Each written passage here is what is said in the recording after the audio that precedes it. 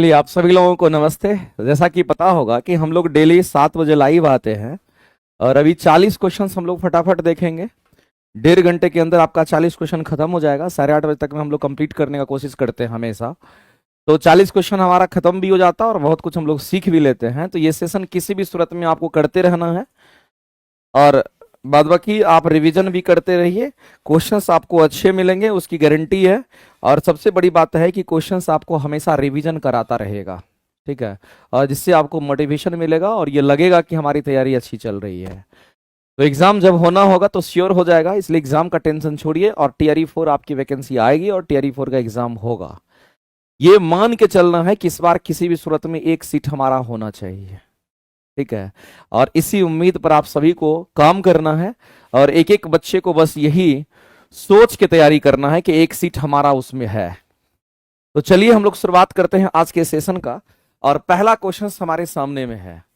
पहला क्वेश्चन, इसके बारे में मैंने कई बार आपको बताया है और मैंने आपको बोला है कि जब कभी भी क्वेश्चंस में आपको बोलता है कि कोई वस्तु स्वतंत्र रूप से गिरती है, इसका मीनिंग आप क्या समझते हैं? अगर कोई वस्तु अपने आप गिरता है, कोई वस्तु स्वतंत्र रूप से अगर गिरती है, तो इसका मीनिंग ये होता है, इसका मीनिंग मेरे भाई ये होता है, इसका मीनिंग ये होता है कि वो फ्री फॉल का केस है। वो कैसा केस है? तो फ्री फॉल का केस है, अपने आप गिर रहा है। तो आपको कंडीशंस हमेशा समझना है।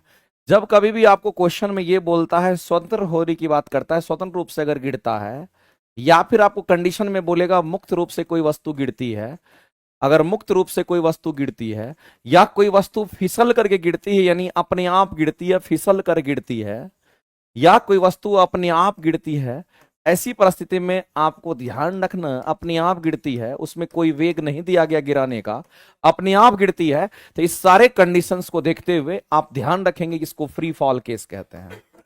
ये हमारा फ्री फॉल कंडीशन का केस हो जाएगा। और जब कभी भी फ्री फॉल कंडीशन का केस आता है तो याद रखना, इसके लिए दो चीज हमारा इंपॉर्टेंट है कि जो प्रारंभिक वेग जहां से वो गिर रहा होगा उसको 0 मान करके चलना है, और जो इसमें त्वरण होगा वो कहीं ना कहीं वह गुणितीय त्वरण में बदल जाएगा। ये दो कंडीशंस आपको दे करके चलना है, बाद बाकी क्वेश्चंस आपके आसान हो जाते हैं। अब हम लोग क्वेश्चन पर पहुंचते हैं। हमारा क्वेश्चन कहता है कि कोई वस्तु हमारा है और इस वस्तु का अपना कुछ ना कुछ द्रव्यमान रहा होगा, और ये वस्तु मुक्त रूप से ऊपर से नीचे गिरती है, यानी कि स्वतंत्र रूप से नीचे और गिरती है। जब गिरेगी तो मेरे भाई ये फ्री फॉल का केस होगा, चूंकि ये कंडीशन में ये बात बोला गया है क्वेश्चन में। तो आप कहेंगे सर प्रारंभिक वेग का मान 0 मान लेते हैं और सबसे नीचे में क्या करते हैं, तो एक सरफेस हम पहले से बना लेते हैं। ये हमारा एक सरफेस हो जाएगा और इस सरफेस पर जब ये वस्तु गिरेगी तो जाहिर सी बात है मेरे भाई कि यहां पर ये वस्तु हमारा आ जाएगी और इस तरह से हमारा गिर करके पहुंचेगी।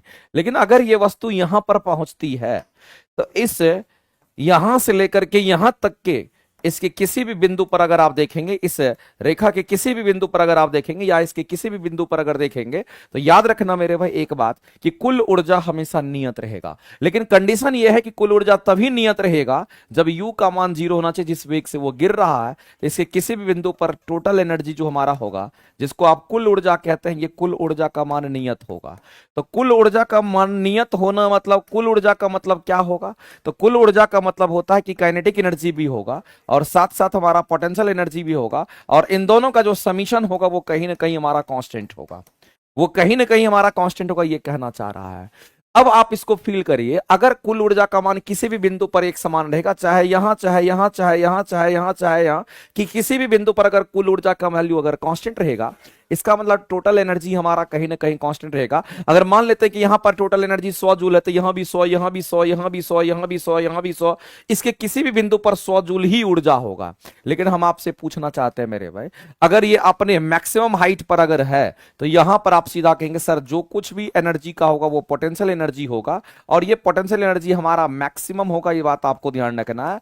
लेकिन इस जगह पर जब ये अपने मैक्सिमम हाइट पर होगा, अगर ये मैक्सिमम हाइट पर होगा तो पोटेंशियल एनर्जी मैक्सिमम होगा, लेकिन इस जगह पर याद रखना ये काइनेटिक एनर्जी की वैल्यू 0 हो जाएगी। तो आप देख रहे हैं मेरे भाई कि kinetic energy, potential energy, total energy हमारा होगा, टोटल की वैल्यू हमारा एडिशन होगा, तो यहां जो भी एनर्जी होगा इस रूप में होगा। और इसीलिए ये तो हमारा यहां का है, और हम कहेंगे जब हमारा ये लास्ट पोजीशन पर जब हम आते हैं तो ऐसी स्थिति में हम लोग देखते हैं कि यहां जो कुछ भी एनर्जी होगा टकराने से जस्ट पहले यहां जो कुछ भी होगा वो काइनेटिक एनर्जी, और काइनेटिक एनर्जी कहीं ना कहीं मैक्सिमम होगा। और जब यहां पर हमारा ये टकराने की स्थिति में होती है तो हाइट बहुत कम, नेग्लिजिबल के बराबर बचता है, तो ऐसी परिस्थिति में हम कहते हैं कि पोटेंशियल एनर्जी का मान 0 होगा। तो मेरे भाई इन दोनों का समीशन अगर यहां 100 जूल है तो इन दोनों का समीशन यहां भी 100 जूल होगा, और इसके किसी भी बिंदु पर हमारा 100 जूल ही रहेगा। और कोई वस्तु जब अपने आप गिरता है, याद रखना प्रारंभिक वेग तो 0 होगा ही होगा, इसे किसी भी बिंदु पर गिरते त्वरण का मान भी कांस्टेंट होगा, और कुल ऊर्जा भी नियत होगा। ये बात आपको ध्यान रखना है। तो मेरे भाई फ्री फॉल केस में एक और बात यहां पर आपका जुड़ गया, जब भी फ्री फॉल कंडीशन आपके सामने में आता है तो ये भी बात याद रखना कि फ्री फॉल केस कह दिया, इसका मतलब है इसमें एक और बात जोड़ सकते हैं कि कुल ऊर्जा हमारा कैसा होगा, तो ये नियत बना रहेगा, इसमें कहीं से कोई दिक्कत नहीं। इस तरीके से आप कह सकते हैं। अब आप देख लीजिए यहां पर क्वेश्चंस पर आइए, कहता है कि ये कथन कह रहा है, एक आपको दे रखा है, असर्शन दे रखा है, और ये कहता है कि एक स्वतंत्र रूप से गिरती हुई वस्तु की कुल ऊर्जा जो होगी, जिसमें गतिज ऊर्जा और स्थितिज ऊर्जा हमारा कुल ऊर्जा में शामिल होता है, वो संरक्षित है। यानी कुल ऊर्जा संरक्षित है। कुल ऊर्जा संरक्षित का मतलब वो एनर्जी में कोई परिवर्तन नहीं होगा। तो मेरे भाई ये स्टेटमेंट तो किसी भी सूरत में हमारा राइट है, क्योंकि कुल ऊर्जा संरक्षित है। ये फ्री फॉल के केस में ये तीनों कंडीशंस आपको याद रखना है, ये कंडीशन और ये तीनों कंडीशंस आपका होता है।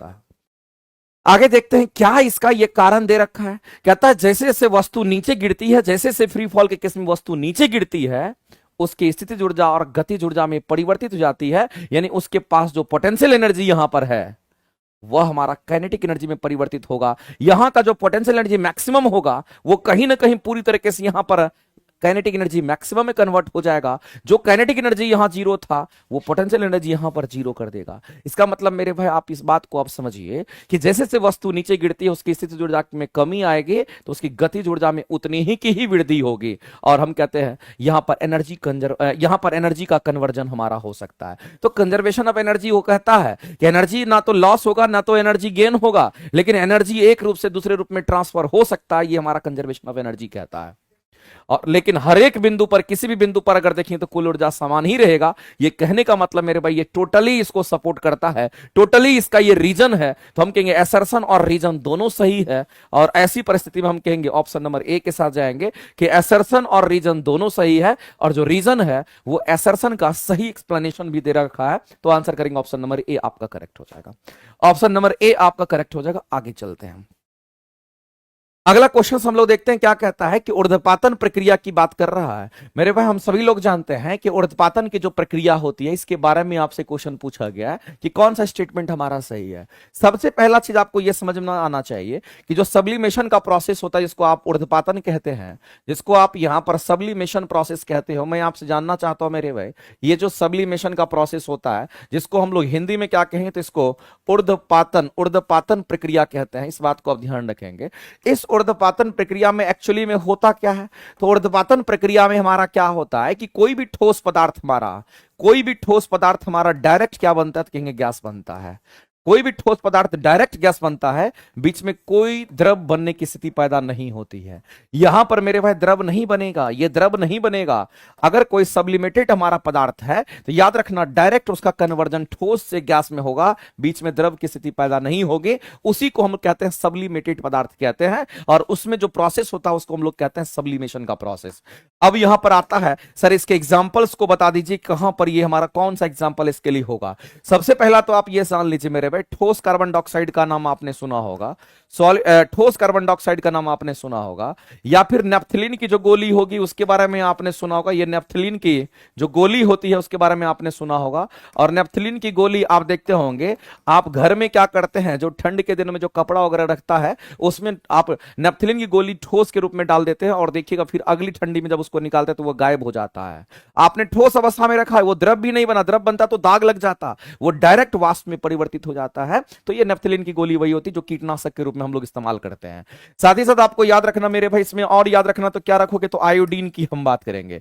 इसके अलावा भी अगर आपको याद रखना तो नौसादर, जिसको हम लोग NH4Cl कहते हैं, और इसी को अमोनियम क्लोराइड कहा जाता है, और ये नौसादर भी हमारा इसकी श्रेणी में आता है। तो यहां पर नौसादर भी हमारा होगा। और एक कॉमन एग्जाम्पल जो आप सभी लोगों के घर में आप सभी लोग देखते होंगे, एक्सपेरिमेंटल चीज है, वो है कपूर। जब कपूर को आप जलाते हैं तो कपूर ठोस अवस्था से डायरेक्ट हमारा किस अवस्था में, तो गैस अवस्था में चला जाता है, बीच में द्रव नहीं बनता है। ये कोई भी पदार्थ हमारा डायरेक्ट ठोस से गैस बनेगा और डायरेक्ट गैस से ठोस बनेगा। याद रखना मेरे भाई, इस बात को ध्यान रखना, इसी पदार्थ में वो चीज संभव है और इसी का सब्लिमेशन हो सकता है। अगर इसमें से कोई भी पदार्थ किसी भी पदार्थ के साथ अगर मिश्रित अवस्था में है और उसको अगर पृथक करना होगा, तो याद रखना उसमें एक ही प्रोसेस हमारा काम करता है, वह प्रोसेस होता है सब्लिमेशन का प्रोसेस। अगर किसी के साथ मिक्सचर हो गया, मान लेते हैं कि हमारे पास में क्या है, हमारे पास में मान लेते हैं हमारे पास में क्या है, तो कोई ऐसा पदार्थ है, और जैसे मान लेते हैं हमारे पास चीनी है, और चीनी में क्या मिला दिए, तो चीनी में नमक मिला दिए, या चीनी में क्या मिला दिए मेरे बच्चे, चीनी में हम कुछ और चीज को मिला देते हैं, इस तरह से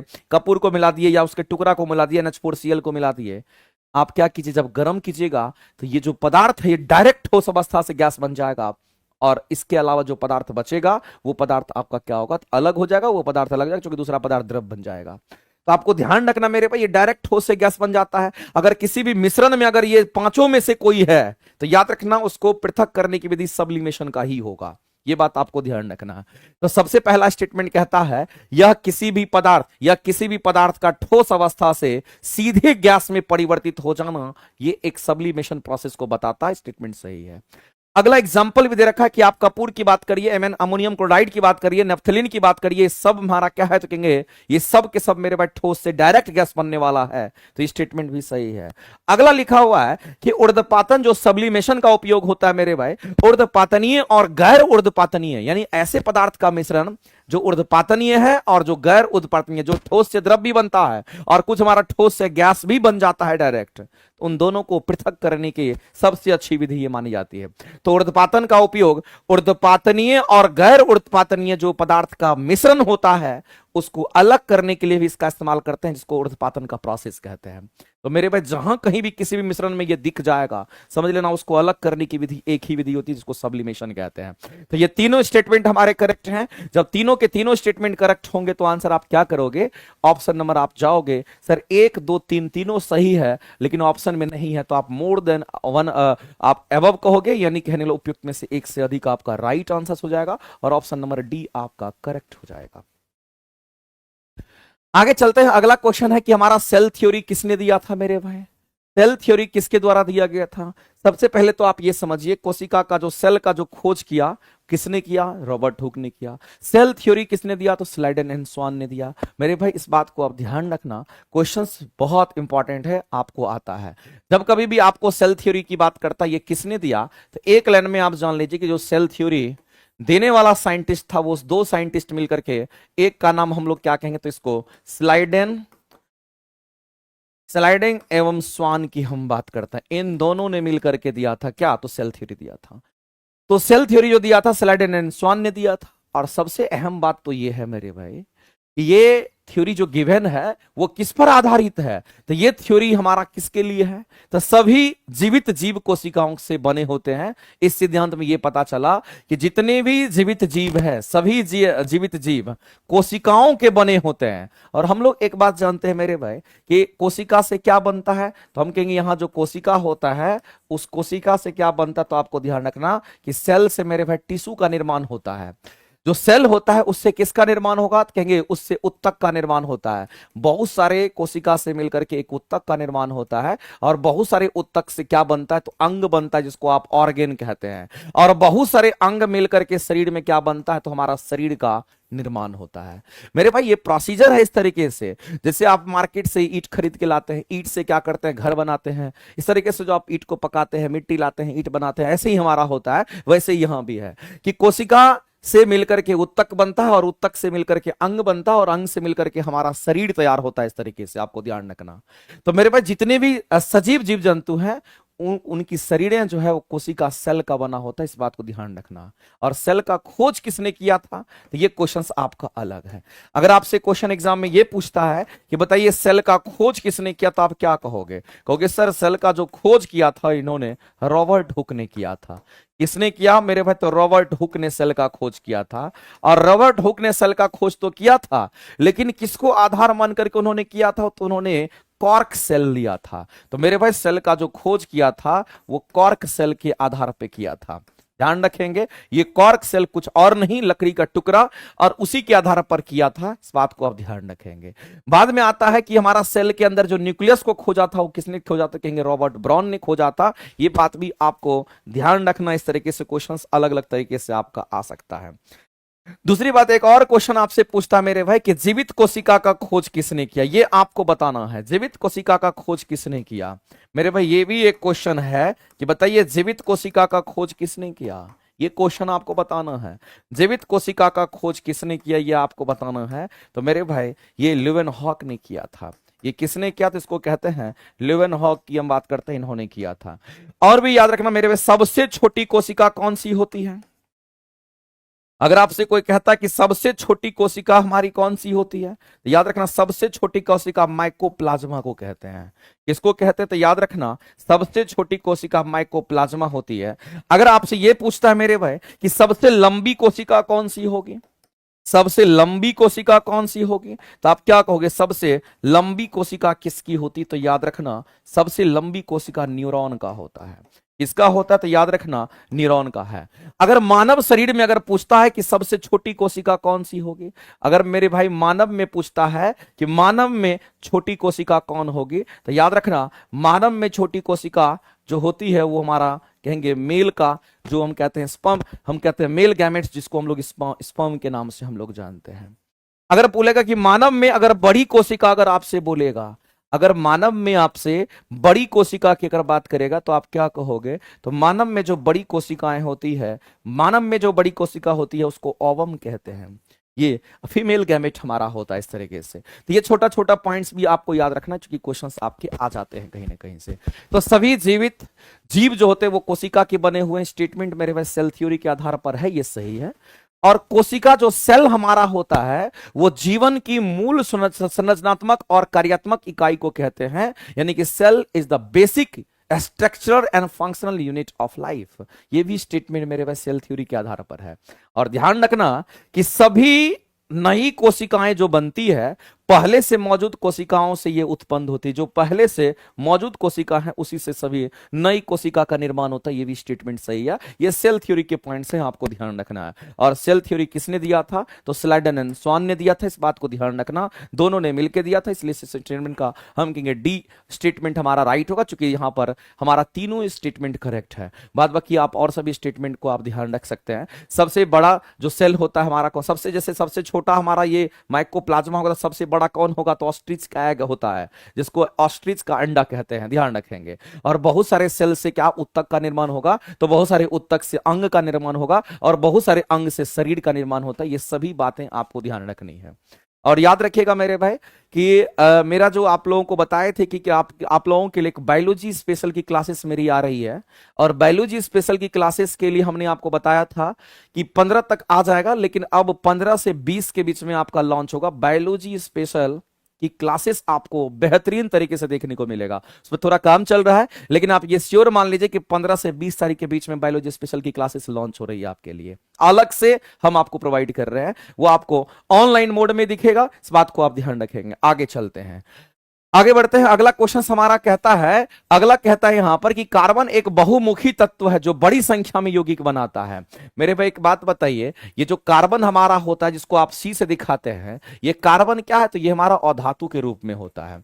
ये किसके रूप में होगा? तो ये हमारा अधातु के रूप में होता है। ये बात आप सभी लोग जानते होंगे। और कार्बन की वैलेंसी कितनी होती? तो कहेंगे 4 होता है। मेरे भाई यही एक ऐसा एलिमेंट है, यही एक ऐसा एलिमेंट है जो कि असंख्य कंपाउंड का निर्माण कर सकता है। कार्बन तो एक है, लेकिन ये एक ऐसा तत्व है जो असंख्य कंपाउंड का निर्माण कर सकता है। आप ये कह सकते हो मेरे भाई ये कितने कंपाउंड? तो ये असंख्य कंपाउंड का, असंख्य यौगिक का निर्माण ये कर सकता है। यौगिक का ये निर्माण कर सकता है, इस बात को, असंख्य यौगिक का निर्माण ये कर सकता है, इस बात को आप ध्यान रखेंगे।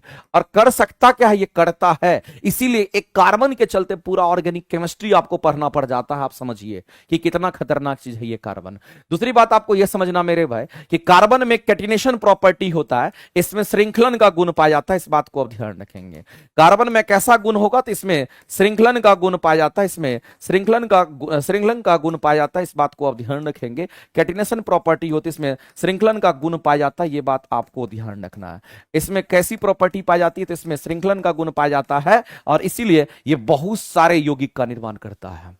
इसीलिए मेरे भाई ये हमारा क्या करता है, तो बहुत सारे यौगिक का ये निर्माण कर सकता है, इस बात को आप ध्यान रखेंगे। और इसकी वैलेंसी कितनी होती है, कहेंगे इसकी वैलेंसी 4 होती है। मेरे भाई कोई कार्बन की अगर वैलेंसी की अगर बात करता है तो आप कहेंगे कार्बन की वैलेंसी 4 होती है। मेरे भाई इसकी वैलेंसी, जिसको संयोजी वैलेंस इलेक्ट्रॉन भी आप कह सकते हैं, वैलेंसी समझौता हो गया। इसका अगर संयोजी इलेक्ट्रॉन की अगर बात करेगा वो कितना होगा, तो संयोजी इलेक्ट्रॉन की संख्या भी 4 होती, इस बात को आप ध्यान रखेंगे। तो मेरे भाई ये दोनों बात आपको ध्यान रखना है। कार्बन हमारा यहां पर दिख रहा होगा मेरे भाई, हम लोग चलते हैं और देखते हैं। कहता है कार्बन एक बहुमुखी तत्व हमारा है जो बड़ी संख्या में असंख्य रूप में यौगिक का निर्माण कर सकते। स्टेटमेंट पूरी तरीके से सही है। अगला कहता है इसका कारण क्या है, तो मेरे भाई अगर ये असंख्य यौगिक का निर्माण कर सकता है, अगर ये असंख्य यौगिक का निर्माण अगर कर सकता है, क्योंकि इसमें श्रृंखलन का गुण पाया जाता है, इस बात को ध्यान रखेंगे। तो कार्बन में श्रृंखलन अन्य कार्बन परमाणु के साथ बंधन बनाने की क्षमता होती है, और ये इसकी वैलेंसी कितनी, तो 4 होती है, और ये अद्वितीय गुण वाला हमारा होता है, जो कि एक लंबा लंबा चेन बना सकता है। तो मेरे भाई ये कार्बन का हमारा इसी गुण के कारण हम कहते हैं कि असंख्य यौगिक का निर्माण करेगा। तो कैटिनेशन प्रॉपर्टी के कारण ही ये असंख्य गुण यौगिक का निर्माण करता है। सिर्फ एक यौगिक नहीं बनाएगा, मीथेन, इथेन, प्रोपेन, ब्यूटेन सब में कार्बन आपका मिल जाएगा। तो ये इसी तरीके से हम लोग समझते हैं। तो स्टेटमेंट और रीजन दोनों सही है, और रीजन प्रॉपर वे में कह भी रहा है कि असर्शन का वो सही एक्सप्लेनेशन दे रहा है। तो आंसर करेंगे ऑप्शन नंबर ए आपका राइट होगा। आगे चलते हैं। अगला क्वेश्चन हमारा प्रतिरोध के बारे में बोला गया है। तो मेरे भाई आप एक बात जान लीजिए, अगर हम आपसे प्रतिरोध की चर्चा करते हैं, जिसको इंग्लिश में आप रेजिस्टेंस कह देते हो, अगर हम प्रतिरोध को रेजिस्टेंस कह देते, इसमें कहीं से कोई शक नहीं है। और आप जानते होंगे इस प्रतिरोध का एसआई मात्रक या एसआई यूनिट क्या होगा, तो आप सीधा होगा सर इसको ओम लिखेंगे, नहीं तो इसको डायरेक्ट OHM ओम पढ़ेंगे। दूसरी बात, प्रतिरोध का जो सिंबॉलिक रिप्रेजेंटेशन होता है, इसका सिंबल कैसा होता है, तो याद रखना मेरे भाई इसका सिंबॉलिक रिप्रेजेंटेशन ऐसा होता है, ये जिगजैग पाथ में होता है। और प्रतिरोध हमेशा करंट का विरोध करता, करंट को रोकने का काम करता है, इसलिए इसको ऐसा बनाते हैं, ये करंट को रोकने का काम करता है। अब यहां पर बात आता है कि प्रतिरोध का हम सीरीज और पैरेलल दोनों कॉम्बिनेशन हम बनाते हैं। तो सीरीज में क्या होगा, पैरेलल में क्या होगा, यह बात आपको ध्यान रखना है। तो मेरे भाई अगर मान लेते कि कोई प्रतिरोध की बात करते हैं, और वह प्रतिरोध हमारा कैसे जुड़ा हुआ है, रेजिस्टेंस कैसे जुड़ा हुआ है, तो दो तरीके से, एक हमारा श्रेणी क्रम में होता है, और दूसरा हमारा कैसा होगा, कहेंगे यहां पर समानांतर क्रम की हम बात करते हैं, तो ये ऐसा जुड़ा हुआ है। अगर ये सीरीज में जुड़ा हुआ है और समानांतर क्रम में जुड़ा हुआ है, तो बताइए कि टोटल प्रतिरोध, जिसको समतुल्य प्रतिरोध कहते हैं, उसका मान क्या होगा। जब श्रेणी क्रम में अगर जुड़ता है तो हम लोग डायरेक्ट लिखते हैं आर इक्विवेलेंट क्या, तो हम लोग डायरेक्ट लिखते हैं R1 प्लस में R2 प्लस में, यहां पर डॉट डॉट कहां तक, तो कहेंगे प्लस जितने n नंबर, तब n नंबर हमारे जितने होंगे उस सभी को जोड़ देते हैं डायरेक्ट। और टोटल प्रतिरोध जो हमारा समतुल्य प्रतिरोध होता है, उसका मान, टोटल प्रतिरोध समतुल्य प्रतिरोध का मान यहां पर बढ़ जाता है।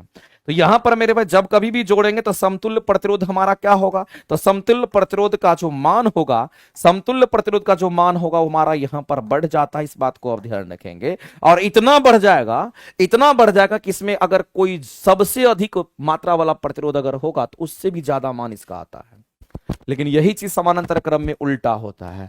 इसमें क्या होगा, अगर आप निकालना चाहते हैं टोटल प्रतिरोध, तो यहां पर 1 में R1 करके निकालना पड़ेगा, 1 में R2 प्लस में, इस तरह से आप कहां तक करेंगे, तो आप n तक करेंगे, Rn तक आप जाएंगे। और ऐसी परिस्थिति में आपको याद रखना है कि समतुल्य प्रतिरोध जो हमारा होगा वो कैसा होगा, तो मेरे भाई आपको ध्यान रखना है कि समतुल्य प्रतिरोध का मान, समतुल्य प्रतिरोध का जो मान होगा हमारा क्या होगा, कहेंगे समतुल्य प्रतिरोध का मान इतना घट जाएगा, इतना घट जाएगा कि इसमें सबसे कम प्रतिरोध वाला जो रेजिस्टेंस होगा उससे भी कम हो जाएगा।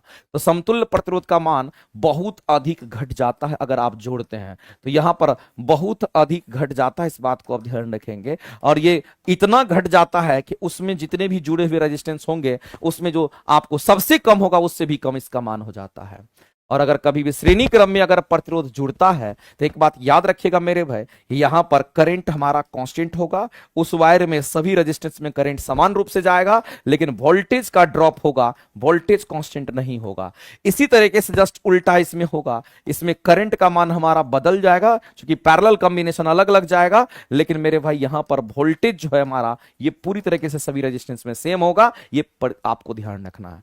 तो प्रतिरोध के बारे में ये बात तो आपको कम से कम आना चाहिए जिस तरीके से मैंने बताया। अब आते हैं क्वेश्चंस पर और समझते हैं, कहता है कि इसके बारे में कौन सा स्टेटमेंट प्रतिरोध के बारे में सही है। आपसे रेजिस्टेंस की बात कर रहा है, रेजिस्टेंस के संयोजन के बारे में कह रहा है कौन सा स्टेटमेंट सही है। सबसे पहला जो हमारा है वो श्रेणी क्रम की बात कर रहा है। मेरे भाई जब श्रेणी क्रम की बात करता है, तुल्य प्रतिरोध, श्रेणी क्रम में जो तुल्य प्रतिरोध होता है, समतुल्य प्रतिरोध, उसका मान बहुत अधिक बढ़ जाता है और तुल्य प्रतिरोध व्यक्तिगत प्रतिरोध के योगफल के बराबर होता है। व्यक्तिगत प्रतिरोध कहने मतलब R1 plus R2 plus R3 इन सब का जो एडिशन होता है वही समतुल्य प्रतिरोध होता है। ये किसी भी सूरत में मेरे भाई स्टेटमेंट हमारा सही है। अगला हमारा कहता है कि जब हम समानांतर क्रम में अगर हम जोड़ते हैं प्रतिरोध को, जब समानांतर क्रम में अगर हम जोड़ते हैं तो तुल्य प्रतिरोध का व्युत्क्रम व्यक्तिगत प्रतिरोधों के व्युत्क्रम के योगफल होता है। व्युत्क्रम मतलब उल्टा, 1/R1 1/R2 1/R3 1/R equivalent हमारा होता है। तो कहीं ना कहीं ये स्टेटमेंट भी हमारे रूप से हम कहेंगे करेक्ट है। आगे मेरे भाई अगला कहता है कि समानांतर संयोजन में, समानांतर संयोजन कहने का मतलब जब आप पैरेलल कॉम्बिनेशन में उसको जोड़ते हैं तो बताइए तुल्य प्रतिरोध का जो मान होगा, सबसे छोटे व्यक्तिगत प्रतिरोध जो होंगे उस प्रतिरोध के मान से भी हमारा समानांतर क्रम में उसका मान कम हो जाता है। जो बात मैंने आपको बताया, बहुत अधिक घट जाएगा, जो मैक्सिमम जो सबसे छोटा प्रतिरोध होगा उससे भी मान कम हो जाता है।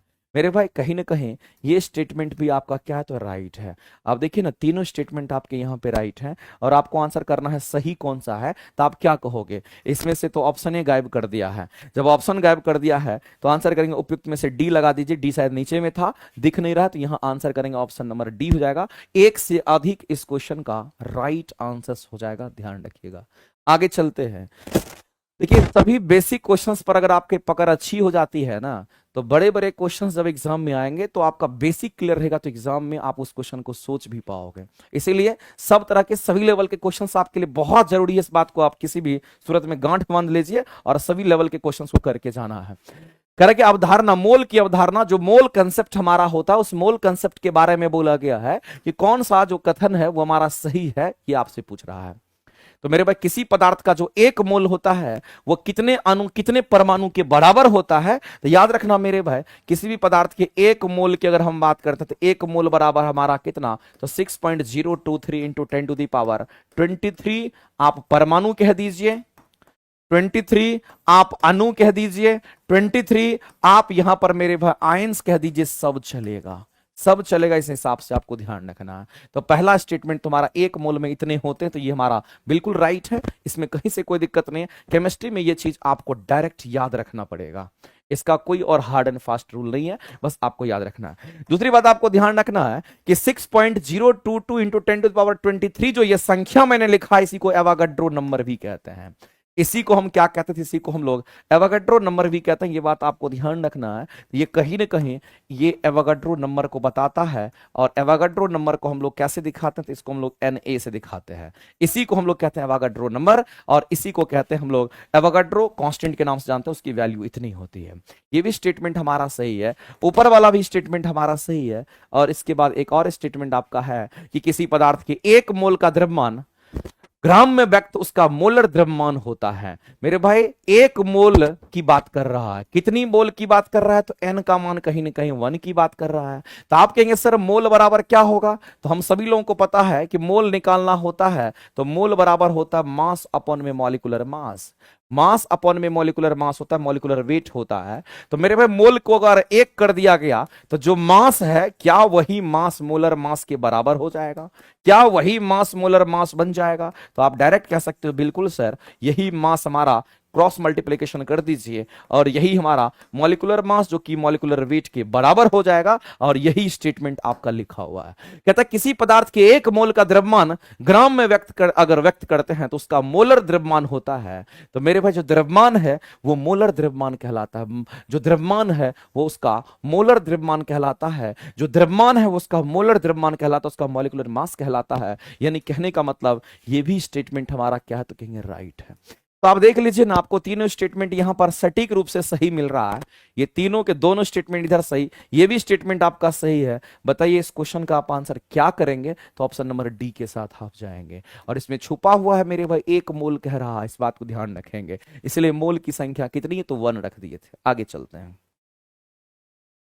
अगला क्वेश्चन कहता है कि रक्त का थक्का जमना प्लेटलेट्स द्वारा शुरू की गई एक जटिल प्रक्रिया है। मेरे भाई आपको एक बात ध्यान रखना है कि रक्त का थक्का बनना यानी कि ब्लड क्लॉटिंग की अगर हम बात करते हैं तो आप एक बात जान लीजिए, ये जो ब्लड क्लॉटिंग हमारा होता है, तो ब्लड क्लॉटिंग में जो सहायक होता है, ब्लड क्लॉटिंग में सहायक अगर कोई होता है तो याद रखना मेरे भाई वो प्लेटलेट्स होता है, वो ब्लड के प्लेटलेट्स होते हैं। इस बात को ध्यान रखना। हम किसकी बात कर रहे हैं? तो हम ब्लड प्लेटलेट्स की बात करते हैं। ये बात आपको किसी भी ध्यान में, किसी भी सूरत में आपको ध्यान रखना चाहिए। तो ब्लड प्लेटलेट्स की अगर हम बात करते हैं, तो ब्लड प्लेटलेट्स की अगर हम बात करते हैं तो ये हमारा क्या होता है? तो ब्लड क्लॉटिंग में सहायक होता है। ये ब्लड क्लॉटिंग डायरेक्ट नहीं कराता है, ब्लड के क्लॉटिंग में ये सहायक होता है। इस बात को आप ध्यान रखेंगे। क्या मेरे भाई ये जटिल प्रक्रिया, तो रक्त का थक्का जमना प्लेटलेट्स के द्वारा शुरू की गई एक जटिल प्रक्रिया है। बिल्कुल मेरे भाई ये स्टेटमेंट हमारा यहां पे राइट है। आगे देखते हैं क्या इस कथन का ये कारण स्पष्टीकरण दे रहा है या नहीं। तो आपको ध्यान रखना, जो हमारे प्लेटलेट्स होते हैं, हम जिस प्लेटलेट्स की हम बात करते हैं मेरे भाई, ये प्लेटलेट्स हमारे ब्लड में सॉलिड फॉर्म में होता है। ये ब्लड में कैसा होता है? तो हमारे शरीर के अंदर जो ब्लड है, उस ब्लड में ये ठोस अवस्था में पाया जाता है। इस बात को ध्यान रखेंगे। ये किस अवस्था में? ठोस अवस्था में। ये ठोस अवस्था में पाया जाता है, ये बात आपको ध्यान रखना है। ये किस अवस्था में? तो कहेंगे ये ठोस अवस्था में पाया जाता है। इस बात को ध्यान रखेंगे। लेकिन इस प्लेटलेट्स का काम क्या है मेरे भाई? तो ये प्लेटलेट्स हमारा क्या करता है? तो थ्रोम्बोप्लास्टिन नामक एक पदार्थ छोड़ता है। ये बिल्कुल सही बात लिखा हुआ है। ये क्या करता है? तो कहेंगे थ्रोम्बोप्लास्टिन की हम बात करते हैं। ये थ्रोम्बोप्लास्टिन नामक ये पदार्थ को क्या करता है? डिस्चार्ज करता है। नामक पदार्थ जो होता है, इस पदार्थ का ये सिक्रेशन करता है, इस पदार्थ का सिक्रेशन करता है। और यही वो पदार्थ है जो क्या करता है मेरे भाई? फाइब्रिनोजन को फाइब्रिन में कन्वर्ट कर देता है। तो जो फाइब्रिनोजन हमारा है, फाइब्रिनोजन को क्या करता? तो ये फाइब्रिन में कन्वर्ट कर देता है। और यही फाइब्रिन जो हमारा होता है, यही फाइब्रिन जालीनुमा संरचना बना लेता है। ये कैसा संरचना बनाएगा मेरे भाई? तो ये जालीनुमा संरचना बनाता है। और जालीनुमा संरचना बन जाने के बाद पूरी तरीके से मेरे भाई ब्लड का क्लॉटिंग हो जाता है और ब्लड फ्लो नहीं कर पाता है। और जैसे जालीनुमा संरचना होगा तो यहीं पर ब्लड हमारा क्लॉट कर जाता है, ब्लड क्लॉटिंग हो जाता है, यहीं पर ब्लड क्लॉटिंग हो जाता है। इस बात को आप ध्यान रखेंगे। तो अगर मान लेते कहीं पर किसी का स्किन वगैरह में कट वट जाता है, देखिए ब्लीडिंग होगा, थोड़ी देर के बाद ब्लीडिंग होते होते देखिएगा अपने आप जो होगा वहां पर ब्लीडिंग होना बंद हो जाता है, क्योंकि उसके ऊपर में जालिनुमा संरचना हो जाता है। और वही क्या करता है? फाइब्रिन बना लेता है। और फाइब्रिन क्या? तो एक जालिनुमा संरचना होता है जो ब्लड क्लॉटिंग कर देता है, आगे ब्लड का फ्लो को रोक देता है। तो कहेंगे एसर्शन तो सही था ही, और रीजन पूरी तरीके से इसको स्पष्ट रूप से क्लियर भी कर रहा है कि ऐसा होगा, तो ये करता है। इसका मतलब एसर्शन रीजन दोनों सही है। और हम ये कह सकते हैं कि एसर्शन और रीजन दोनों सही है, और रीजन एसर्शन का एक करेक्ट एक्सप्लेनेशन भी दे रहा है। तो इस क्वेश्चन के आंसर हमारे क्या हो जाएंगे? Option number A.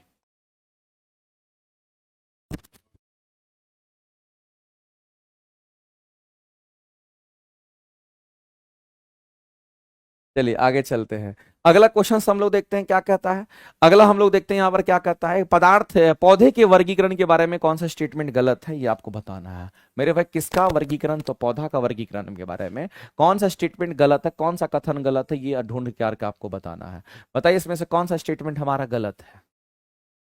स्टेटमेंट को पढ़ने के बाद ही पता चलेगा। प्लांट के बारे में पूछा गया, थैलोफेटा एक अच्छी तरह से विभेदित शरीर डिजाइन नहीं होता है। बिल्कुल सही बात है मेरे भाई। हम लोग जानते हैं कि जो प्लांट हमारा होता है, जो पौधा हमारा होता है, इस प्लांट में क्या होता है? तो एक हमारा बिना, कहते हैं कि एक तो बिना फूल वाला पौधा होता है, ये बात आपको कई बार बता चुके हैं। और जो बिना फूल वाला पौधा हमारा होता है, इसको क्रिप्टोगेमी कहा जाता है। इसको हम लोग क्या कहते हैं? तो मेरे भाई याद रखना, इसको हम लोग क्रिप्टोगेमी कहते हैं। ये चीज आपको ध्यान, ये हमारा क्रिप्टोगेमी है। एक होता है हमारा फूल वाला, तो जो फूल वाला पौधा हमारा होता है, जो फूल वाला पौधा हमारा होता है, इसको फेनेरोगेमी कहते हैं। इसको हम लोग क्या कहते थे? इसको हम लोग फेनेरोगेमी के नाम से हम लोग जानते हैं, जिसमें फूल होता है। और मेरे भाई आपको ध्यान रखना है, क्रिप्टोगेमी इसका इंग्लिश नाम है, इस बात को ध्यान रखना। फेनेरोगेमी इसका इंग्लिश नाम होता है, इस बात को ध्यान रखना। लेकिन इसी क्रिप्टोगेमी के अंतर्गत हमारा आता है कौन? तो थैलोफाइटा। इसी में आता है थैलोफाइटा, जिसकी आपको क्वेश्चन पूछा गया है, और इस थैलोफाइटा के अंतर्गत आपको सवाल आता है। इसी के अंदर आपका आता है सवाल, इसी के अंदर आता है आपका कवक, इसी के अंदर सवाल और कवक से बनने वाला हमारा लाइकेन। इस बात को आप ध्यान रखेंगे। तो ये थैलोफाइटा, लेकिन मेरे भाई आपको ध्यान रखना कि थैलोफाइटा के अंदर हम लोग कहते हैं कि जाइलम फ्लोएम वगैरह का हमारा क्या होता है, डेवलपमेंट नहीं होता है, तो इसका आकार शरीर डेवलप नहीं हो पाता है। तो मेरे भाई इसका आप कह सकते हैं कि पूरा का पूरा थैलोफाइटा का जो शरीर है वो डेवलप नहीं होता है। आप सीधा समझेंगे, इसका शरीर डेवलप ही नहीं होता है, इसका शरीर डेवलप नहीं होता है। इसका मीनिंग ये हो गया मेरे भाई कि इसमें संवहनी ऊतक नहीं होगा। इसमें क्या होगा, क्योंकि इसमें संवहनी ऊतक की अगर हम बात करते हैं तो ये नहीं होता है, संवहनी ऊतक नहीं होगा। संवहनी ऊतक किसको कहते हैं, तो एक लाइन में आप जान लीजिए। संवहनी ऊतक बोले तो जाइलम बोलेंगे, और दूसरा हम लोग क्या बोलेंगे, तो इसको फ्लोएम बोलेंगे। ना ये होगा ना ये होता थैलोफाइटा में मेरे भाई, इसका शरीर पूरी तरीके से डेवलप नहीं होता है। इसी तरीके से हमारा आता है फिर कौन सा, कहेंगे ब्रायोफाइटा। थैलोफाइटा के बाद हम लोग पढ़ते हैं, तो हम लोग पढ़ते हैं किसको, तो ब्रायोफाइटा को पढ़ते हैं। और ये जो ब्रायोफाइटा हमारा होगा, ये हमारा क्या होता है, कहेंगे ये हमारा प्लांट का उभयचर माना जाता है। इसको प्लांट का उभयचर कहते हैं। और प्लांट का उभयचर क्यों कहते हैं, क्योंकि ये जल और स्थल दोनों जगह होता है। ठीक है। और ब्रायोफाइट्स की अगर हम बात करते हैं तो मॉस एक ब्रायोफाइट्स है। साथ ही साथ हम लोग कहेंगे यहां पर रिक्सिया मर्केंसिया भी क्या है, तो हम कहेंगे ब्रायोफाइट्स है। इस बात को आप ध्यान रखना। और तीसरा हमारा आता है, और ये दोनों हमारे ऐसे होते हैं मेरे भाई जिसका शरीर डेवलप नहीं होता, इसमें भी जाइलम फ्लोएम नहीं होता, इसमें भी संवहनी ऊतक नहीं होता, इसमें भी नहीं होता है। एक तीसरा हमारा आता है, इसी के कैटेगरी में आता है, जिसको टेरिडोफाइटा कहते हैं। लेकिन याद रखना, ये जो टेरिडोफाइटा हमारा होता है, इसमें संवहनी ऊतक होता है। इसमें मेरे भाई याद रखना कि इन दोनों में संवहनी ऊतक नहीं होगा, जबकि इसमें संवहनी ऊतक हमारा होता है। संवहनी ऊतक होने का मतलब जाइलम फ्लोएम इसमें होता है। और टेरिडोफाइटा जो होता है हमारा जमीन पर फैलने वाला पैदा होता है, ये जमीन पर फैलता, ये जमीन पर फैलने वाला पौधा, इस बात को ध्यान रखेंगे। और अगर जमीन पर फैलेगा तो इसमें संवहनी ऊतक होता है, इसलिए इसको प्लांट का सरीसृप कहा जाता है, ध्यान रखेंगे। तो मेरे भाई यहां पर बोला गया है कि अगर कोई थैलोफाइट्स की बात करता है तो आपको कह रहा है कि उसके विभेदित शरीर डिजाइन नहीं होता, बिल्कुल सही स्टेटमेंट है, डेवलप नहीं होता है, इसमें जाइलम फ्लोएम वगैरह नहीं होगा। ब्रायोफाइट्स को प्लांट जगत का उभयचर कहते हैं, इसमें कहीं से कोई शक नहीं है। जिम्नोस्पर्म की बात करते हैं तो जिम्नोस्पर्म मेरे भाई इस कैटेगरी का आता है। जिम्नोस्पर्म और एंजियोस्पर्म हमारा इसमें आता है। तो जो फूल वाला पौधा होता है इसमें हमारा आता है जिम्नोस्पर्म। इसी में आता है हम लोग का जिम्नोस्पर्म की बात करते हैं, इसको अनावृत बीजी के नाम से हम लोग जानते हैं। इसको हम लोग अनावृत बीजी कहते हैं, जिसके बीज का बाहरी आवरण नहीं होता है। और इसको हम लोग कहते हैं, एक और हमारा होता है, इसको हम लोग बोलते हैं एंजियोस्पर्म। और जो एंजियोस्पर्म हमारा होता है, इसको याद रखना आवृत बीजी कहा जाता है। इसको मेरे भाई क्या कहेंगे, इसको आवृत बीजी कहते हैं, जिसके बीज का भारी आवरण होता है। तो ये कुल मिलाकर के आप ये कह सकते हैं, जिम्नोस्पर्म कहने का मतलब नग्न बीज होता है, यानी कि बीज का बाहरी आवरण नहीं होना। मेरे भाई इसका मतलब है कि जो बीज का बाहरी आवरण है वो नहीं होता है। इसमें बीज का बाहरी आवरण की अगर हम बात करते हैं तो बीज का बाहरी आवरण, इसमें बीज का जो बाहरी आवरण है वो हमारा इसमें नहीं होता है, ध्यान रखेंगे, बिल्कुल सही बात है। जबकि एंजियोस्पर्म में फलों के अंदर बीज बंद होते हैं, बंद बीज होता है, तो इसमें होता है, इसमें बाहरी आवरण नहीं होता, इसमें बाहरी आवरण होता है। तो आपसे मेरे भाई पौधे के वर्गीकरण के लिए अगर बोला गया है तो हमको तो लग रहा है मेरे भाई सभी स्टेटमेंट इसमें से सही ही है। तो इसमें गलत क्या था, कुछ भी गलत नहीं है। तो ऑप्शन नंबर ई के साथ आप जाइए, ऑप्शन नंबर ई भी तो आंसर होना चाहिए। तो ये इस क्वेश्चन का आंसर हो जाएगा ऑप्शन नंबर ई। इसमें से कोई भी गलत नहीं है, सारे के सारे स्टेटमेंट हमारे क्या है, तो कहेंगे यहाँ पर सही है, इसमें कहीं से कोई दिक्कत नहीं है। इसलिए अगर 8वें नंबर क्वेश्चन की अगर बात करते तो ऑप्शन ई आपका हो जाएगा, क्योंकि सभी स्टेटमेंट हमारे राइट थे। अगला है मेरे भाई इकोसिस्टम की अगर हम बात करते हैं, तब इकोसिस्टम की अगर हम बात करते हैं, यहां पर हम किसकी बात कर रहे हैं, तो आपको ध्यान रखना है इकोसिस्टम की हम बात कर रहे हैं। और जब कभी भी मेरे भाई इकोसिस्टम की बात होती है तो इसमें जैविक अजैविक दोनों चीज हमारा होता है। इसमें जैविक भी होता है और साथ ही साथ कहेंगे अजैविक भी होता है, बायोटिक एबायोटिक हमारा दोनों शामिल होता है। ये दोनों मिलाकर के हमारा क्या होता है, एक इकोसिस्टम तैयार होता है। तो इकोसिस्टम की अगर हम बात करते हैं, इसमें एनर्जी फ्लो की अगर हम बात करते हैं मेरे भाई, तो आपको ध्यान रखना ऊर्जा का जो प्रवाह होता है, इसमें ऊर्जा का जो प्रवाह होता है हमारा यूनिडायरेक्शनल होता है। यह कैसा होगा, तो एक दिशात्मक होगा, यूनिडायरेक्शनल होता है। आप देखते होंगे फूड चेन में भी आपको दिखता होगा, ये कहीं ना कहीं यूनिडायरेक्शनल होता है। इस बात को आप ध्यान रखेंगे। एक दिशात्मक होता है, इस बात को ध्यान रखना। इसीलिए आप देखते होंगे कि अगर हम लोग एनर्जी के प्रवाह की अगर बात करते हैं तो उसको दिखाया जाता है एनर्जी ऑफ पिरामिड या पिरामिड्स ऑफ एनर्जी से हम लोग समझते हैं। एक हमारा क्या होता कहेंगे यहां पर पिरामिड्स ऑफ एनर्जी की हम बात करते हैं तो मेरे भाई एनर्जी का जो पिरामिड हमारा बनता है कुछ इस तरीके से बनता है और एनर्जी का पिरामिड कुछ ऐसा बनता है। ये ऑलवेज अपराइट होता है और ऊपर शंक्वाकार हमारा होता है। इसमें अलग अलग हमारा लेवल बटा हुआ रहता है, ये सबसे ज्यादा लेवल, फिर उसके बाद एनर्जी लेवल धीरे धीरे हमारा कम होता चला जाता है।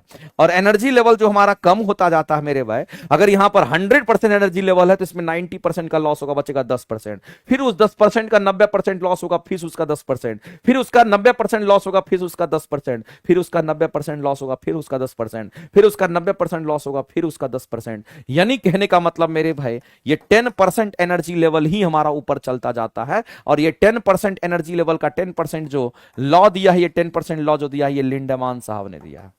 ये किसने दिया तो आप पढ़ते होंगे, लिंडमान नामक साइंटिस्ट ने ये लॉ दिया है 10% का लॉ। तो मेरे भाई आपको ध्यान रखना कौन सा स्टेटमेंट सही है। तो ऊर्जा का जो प्रवाह होगा ये कैसा, ऑलवेज अपराइट होता है और हमारा पिरामिड्स ऑफ जो एनर्जी बनता है ये ऑलवेज अपराइट बनता है, इस बात को आप ध्यान रखेंगे। ये कैसा बनेगा तो ऑलवेज अपराइट बनता, अपराइट मतलब सीधा ऊपर बनता है, ये हमेशा ऊपर ही बनता है, एनर्जी फ्लो की बात करते हैं। इसलिए ऊर्जा का प्रवाह एक दिशीय होता है, यूनिडायरेक्शनल होता है और उत्पादकों से उपभोक्ता की तरफ होता है। इधर हमारा उत्पादक हरे पेड़ पौधे बहुत सारे होंगे, उसको खाने वाला कीट, कीट को खाने वाला मांसाहारी जीव, सबको खत्म करने वाला डिकम्पोजर, इस तरह से हमारा होता है। तो मेरे ऊर्जा प्रवाह का दिशा हमारा एक दिशीय होगा और उत्पादकों से उपभोक्ता तक होगा। ये स्टेटमेंट पूरी तरीके से सत्य है आपका।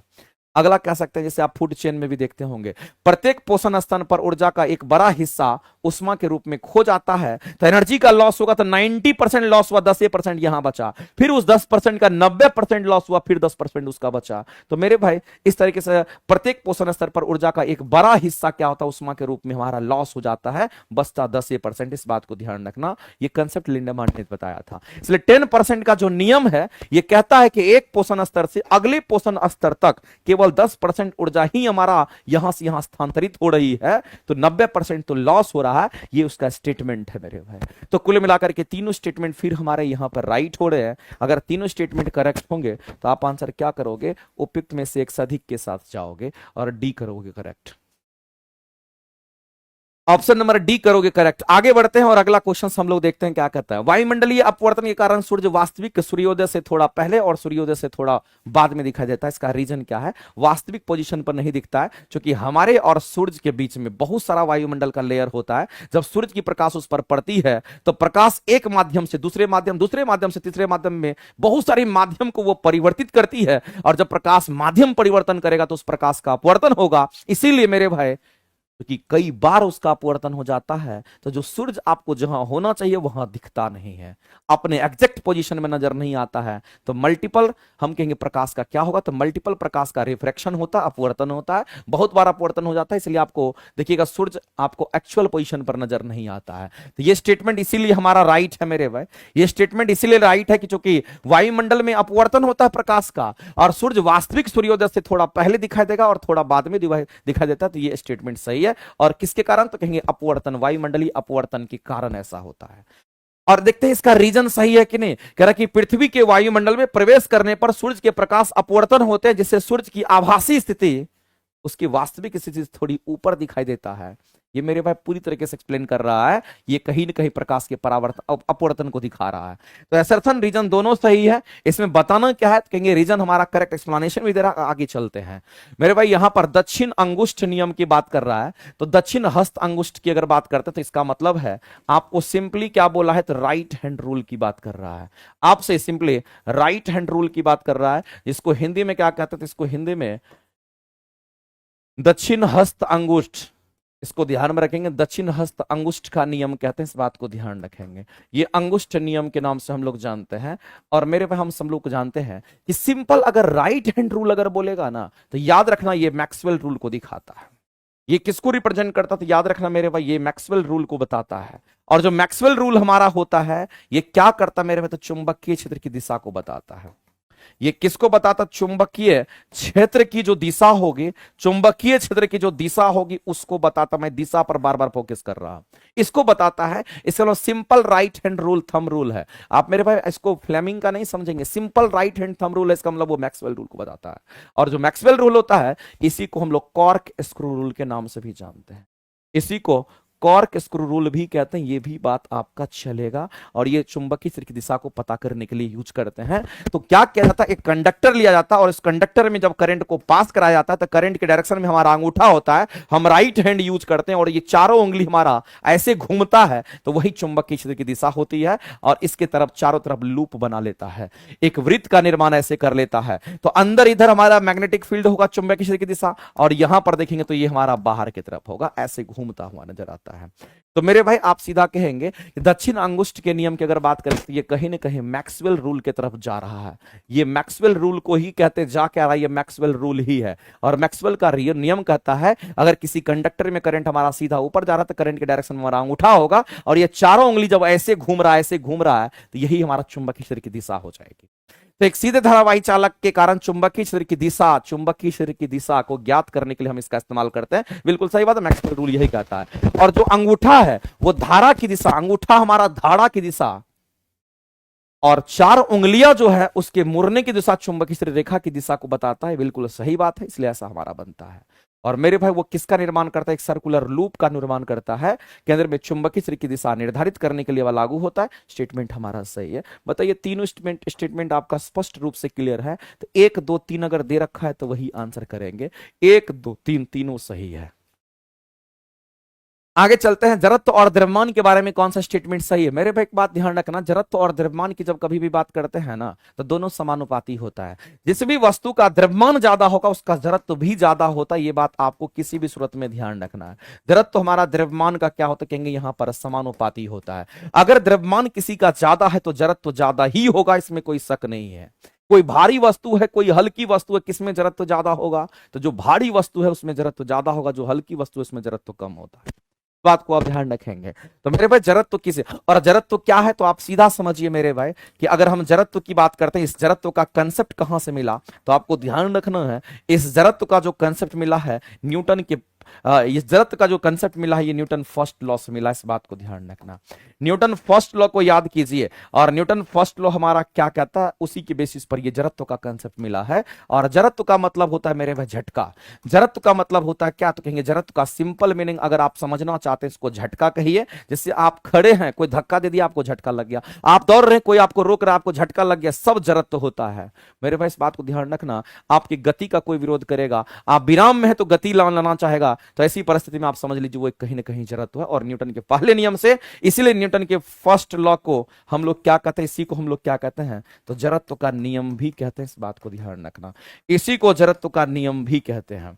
तो मेरे भाई जड़त्व किसी वस्तु का वह गुण जिसके द्वारा वह अपनी विराम अवस्था या एक समान गति की अवस्था में परिवर्तन का विरोध करती है। विरोध करती है मेरे भाई, विरोध करती है, झटका लग जाता है विरोध करने पर, वही जड़त्व होता है। स्टेटमेंट पूरी तरीके से डेफिनेशन क्लियर है। किसी वस्तु के द्रव्यमान उसके जड़त्व की माप होती है। आप उसका द्रव्यमान जितना होगा उतना ही उसका जड़त्व होगा। अगर द्रव्यमान मैक्सिमम है तो जड़त्व मैक्सिमम, द्रव्यमान अगर बहुत ज्यादा तो ये हमारा बहुत ज्यादा, ये कम तो ये कम, ध्यान रखेंगे। और याद रखना मेरे भाई, जब कोई वस्तु गति करता है तो उस गति के दौरान जड़त्व जो होता है वो कहीं ना कहीं उसका विरोध करता है, लेकिन उसके त्वरण के विपरीत दिशा में जड़त्व हमेशा काम करता है। इस बात को ध्यान रखना है। हम कहेंगे ये दोनों के दोनों स्टेटमेंट हमारे राइट हैं। और भारी वस्तु अगर हमारा होगा तो उसका द्रव्यमान ज्यादा होगा, तो उसमें जड़त्व भी ज्यादा होगा हल्की वस्तु की तुलना में। तो मेरे भाई कहीं ना कहीं ये स्टेटमेंट भी राइट है कि भारी वस्तु का जड़त्व हल्की वस्तु की तुलना में अधिक होता, बिल्कुल अधिक होता है। ये तीनों के तीनों स्टेटमेंट हमारे करेक्ट है, तो आंसर करेंगे डी। आगे चलते हैं, बढ़ते हैं।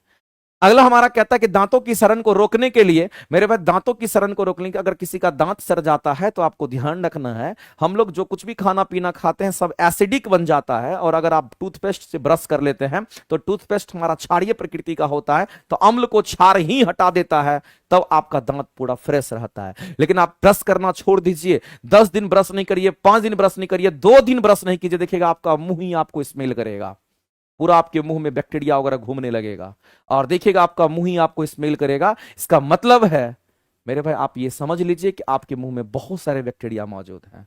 जो कि आपके दांत को खराब कर देगा, आपका दांत खराब हो जाएगा। इसीलिए लोग क्या करते हैं, हमारा मुंह जब खाना पीना खाते हैं एसिडिक हो जाता है तो टूथपेस्ट से उसको साफ करते हैं, चूंकि टूथपेस्ट हमारा कहीं ना कहीं क्षारीय प्रकृति का होता है और पूरी तरीके से वहां से अम्लीयता को वो न्यूट्रल कर देता है, खत्म कर देता है। तो मेरे भाई ये बोला गया है, इस स्टेटमेंट को जब पढ़िएगा तो ये कहीं ना कहीं आपका एक कंसेप्ट बना देगा कि दांतों की सड़न को रोकने का इस्तेमाल किए जाने वाले टूथपेस्ट आमतौर पर क्षारीय प्रकृति का होता है, और हमारे दांत अगर टूटते हैं, झड़ते हैं, तो अम्लीय गुण के कारण हमारा टूटता झड़ता है। दूसरी बात, ये रीजन भी बोल दिया है कि मेरे भाई रीजन क्या कह रहा है, कह रहा है कि भोजन के बाद मुंह में बने अम्ल जो दांत के एनामेल को खराब कर देता है और टूथपेस्ट में मौजूद क्षार उसको उदासीन कर देता है, तब आप अच्छा फील करते हैं। असर्शन भी सही है, रीजन भी सही है। अब बताइए मेरे भाई इस क्वेश्चन का आंसर क्या करोगे, तो आप आंसर नंबर ए के साथ जाओगे। आगे चलते हैं, धातु और अधातु के गुण के बारे में आपसे पूछा कि कुछ धातु भी दे रखा है, कुछ अधातु दे रखा है, इसके गुणों के बारे में कौन सा स्टेटमेंट हमारा सही है ये आपको बताना है। सबसे पहला चीज तो हम आपको कई बार बोले हैं कि अगर धातु की बात करता है, मेटल की बात करता है, तो आप ये बात समझ लीजिए पीरियोडिक टेबल में लगभग 80% से अधिक आपके मेटल्स हैं, इस बात को ध्यान रखना। मेरे धातु की बात करते हैं तो धातु में लश्चर होता है, धातु में चमक होता है, जबकि अधातु में चमक नहीं होता, लेकिन कुछ अपवाद है धातु में जिसमें चमक होता है। जैसे अधातु में आयोडीन है, अधातु में ग्रेफाइट है, ये दोनों अधातु है फिर भी चमक होता है। जनरली हमारा अधातु में चमक नहीं होता है। मेरे भाई इसमें क्या होता है, इसमें चमक होती है। जनरली धातु में क्या होता है, चमक होती है। धातु में औधात वर्धनीय का गुण होता है, इसमें औधात वर्धनीयता का गुण होता है, इस बात को आप ध्यान रखेंगे। इसमें कैसा गुण होगा, तो औधात वर्धनीयता का गुण होता है, ये बात औधात वर्धनीयता का इसमें गुण होता है, ये बात आपको ध्यान रखना। इसमें औधात वर्धनीयता का गुण होता है। साथ ही साथ अगर कोई धातु है मेरे भाई, अगर कोई हमारा धातु होता है तो याद रखना मेरे भाई ये तन्य होता है, यानी कि डक्टाइल होता है। ये कैसा होगा, तो कहेंगे ये डक्टाइल होता है, यानी कि ये तन्य होता है, इस बात को आप ध्यान रखेंगे। ये तन्य होता है यानी कि ये डक्टाइल होता है, ये बात आपको ध्यान रखना। हम किसकी बात कर रहे हैं, तो हम कहीं ना कहीं यहां पर धातु की बात कर रहे हैं। इसी तरीके से और एक बात याद रखिए, जिसमें धातु का गुण नहीं है वो अधातु कहलाता है। और अगर कोई धातु है तो इसमें मेरे भाई इलेक्ट्रॉन होता है, मुक्त इलेक्ट्रॉन होता है। इसमें इलेक्ट्रॉन नहीं, इसमें मुक्त इलेक्ट्रॉन होता है। और अगर किसी में मुक्त इलेक्ट्रॉन है तो ये मुक्त इलेक्ट्रॉन दो काम करता है, ये विद्युत धारा का सुचालक यानी कि विद्युत का प्रवाह कराएगा, तो ये विद्युत का सुचालक होगा। साथ ही साथ मेरे भाई ये विद्युत का सुचालक तो होगा ही होगा, अगर मुक्त इलेक्ट्रॉन है तो ये उष्मा का भी सुचालक होगा, ये उष्मा का भी संचरण कर देगा, तो ये उष्मा का भी सुचालक माना जाता है, ये उष्मा का भी सुचालक हो जाता है। तो ये तो आपको ध्यान रखना है मेरे भाई। अगर धातु की बात करते हैं उसमें ध्वनिक होती है, धातु ध्वनिक होती है, कहने का मतलब हमारा धातु में साउंड्स हमारा क्रिएट ज्यादा होता है, इस बात को आप ध्यान रखेंगे। जबकि अधातु में ऐसा नहीं होता है, और धातु जो होता है वो ज्यादा साउंड करेगा क्योंकि उसमें कंपन ज्यादा होगा, और धातु में थोड़ा कम होता है। धातु अधार्त वर्णनीय और तन्य होता है, जबकि अधातु भंगुर होता है, ब्रिटल होता है। इस बात को सभी लोग जानते हैं मेरे भाई। आयोडीन क्या है, तो आयोडीन एक्सेप्शन है, ये अपवाद है। ये क्या है, तो मेरे भाई हम सीधा कहेंगे सर ये एक्सेप्शन है, ये अपवाद है। अधातु हमारा क्या, तो कहेंगे यहाँ पर ये अपवाद है। और ये अधातु आयोडीन हमारा क्या, तो कहेंगे ये हमारा अधातु है। आयोडीन हमारा अधातु है, फिर भी इसमें चमक होती है, फिर भी इसमें चमक होती है, फिर भी इसमें चमक होती है, इस बात को ध्यान रखना। इसलिए आयोडीन एक चमकदार अधातु बिल्कुल सही है, और यह एक अपवाद है, इसमें कहीं कोई शक नहीं है मेरे भाई। जो कहते हैं उसको समझिए, आयोडीन और ग्रेफाइट दोनों अपवाद के रूप में हमारा होता है। ये तीनों स्टेटमेंट आपका करेक्ट हो गया, डी के साथ आप जाइए। और भी बहुत सारी प्रॉपर्टी है, कितना प्रॉपर्टी यहां डिस्कस करेंगे, आगे बढ़ते हैं। क्योंकि आप ही लोग कहते हैं कि सर 20 क्वेश्चन में ज्यादा समय लगता है, लास्ट का 20 क्वेश्चन तो आप खींच देते हैं। ऐसा नहीं होता है, जहां जो चीज बताने का रहता है उसके हिसाब से समय देते हैं। आप ये खड़ा होकर के बताइए ना, जितना बात हम बोलते रहते हैं इतना बात आप खड़ा होकर के बोलिए, आपको पता चल जाएगा कि आपके अंदर कितनी क्षमता है। हम तो रेगुलर 8-9 घंटा लगातार क्लास लिए, फिर भी इतनी एनर्जी के साथ आपको बता रहे हैं कि आप सोच नहीं पा रहे हो। आपको सुतल सुतल बहुत कुछ फुरता है। इसीलिए कोई चीज लिखने से पहले, मैसेज करने से पहले आप ये बात सोच लिया कीजिए कि हम किसको क्या लिख रहे हैं। ठीक है, हमारी कोशिश कभी ये नहीं रहती है कि आपको जहां क्वेश्चन अच्छे हैं वहां पर हमेशा डिस्कस आपको अच्छे से करते हैं, जो एग्जाम में आने की संभावना है उस पर हमेशा जोर देते हैं। लेकिन बहुत सारा इसमें ऐसा आदमी है जो कि मनहूस जिसको कह सकते हैं, जिसको जिंदगी में कुछ करना ही नहीं है, वैसे इंसान की क्या बात करें, उसी बारे में हम कुछ बात करते ही नहीं है, उसके बारे में कभी हम चर्चा भी नहीं करते हैं। आधुनिक आवर्त सारणी की अगर बात करते हैं तो मेरे भाई आधुनिक आवर्त सारणी जो हमारा बना हुआ है, ये आपको ध्यान रखना है कि हमारा आधुनिक आवर्त सारणी अगर सजा हुआ है तत्वों के आधार पर, तो तत्वों के परमाणु, बढ़ते हुए तत्वों के परमाणु संख्या के आधार पर है, द्रव्यमान पे आधार नहीं है। और बढ़ते हुए परमाणु संख्या का जो कंसेप्ट दिया था वो मोसले ने दिया था, इसलिए हम मोसले के साथ जाएंगे, हेनरी मोसले। यह बताता है मेरे भाई, ये मोसले का स्टेटमेंट है कि यह बताता है कि तत्वों का गुण उनकी परमाणु संख्या का आवर्ती फलन है, परमाणु संख्या के बढ़ते हुए क्रम में हमारा सजा हुआ है। और इस नियम के आधार पर आधुनिक आवर्त सारणी का निर्माण किया गया था। स्टेटमेंट सही है मेरे भाई, आप देख लीजिए ना, सभी के सभी स्टेटमेंट सही है। डी चलेंगे, आगे बढ़ते हैं। अगला क्वेश्चन कहता है कि मेंडल के प्रयोग ने वंशानुक्रम के मूल सिद्धांत की स्थापना की थी। आप सभी लोग जानते हैं मेरे भाई, इसलिए तो मेंडल को हम लोग क्या कहते हैं, तो मेंडल को हम लोग अनुवांशिकी का पिता कहते हैं, फादर ऑफ जेनेटिक्स के नाम से जानते हैं। उन्होंने मटर के पौधे को चूज किया था और उसी पर क्रॉस कराया था।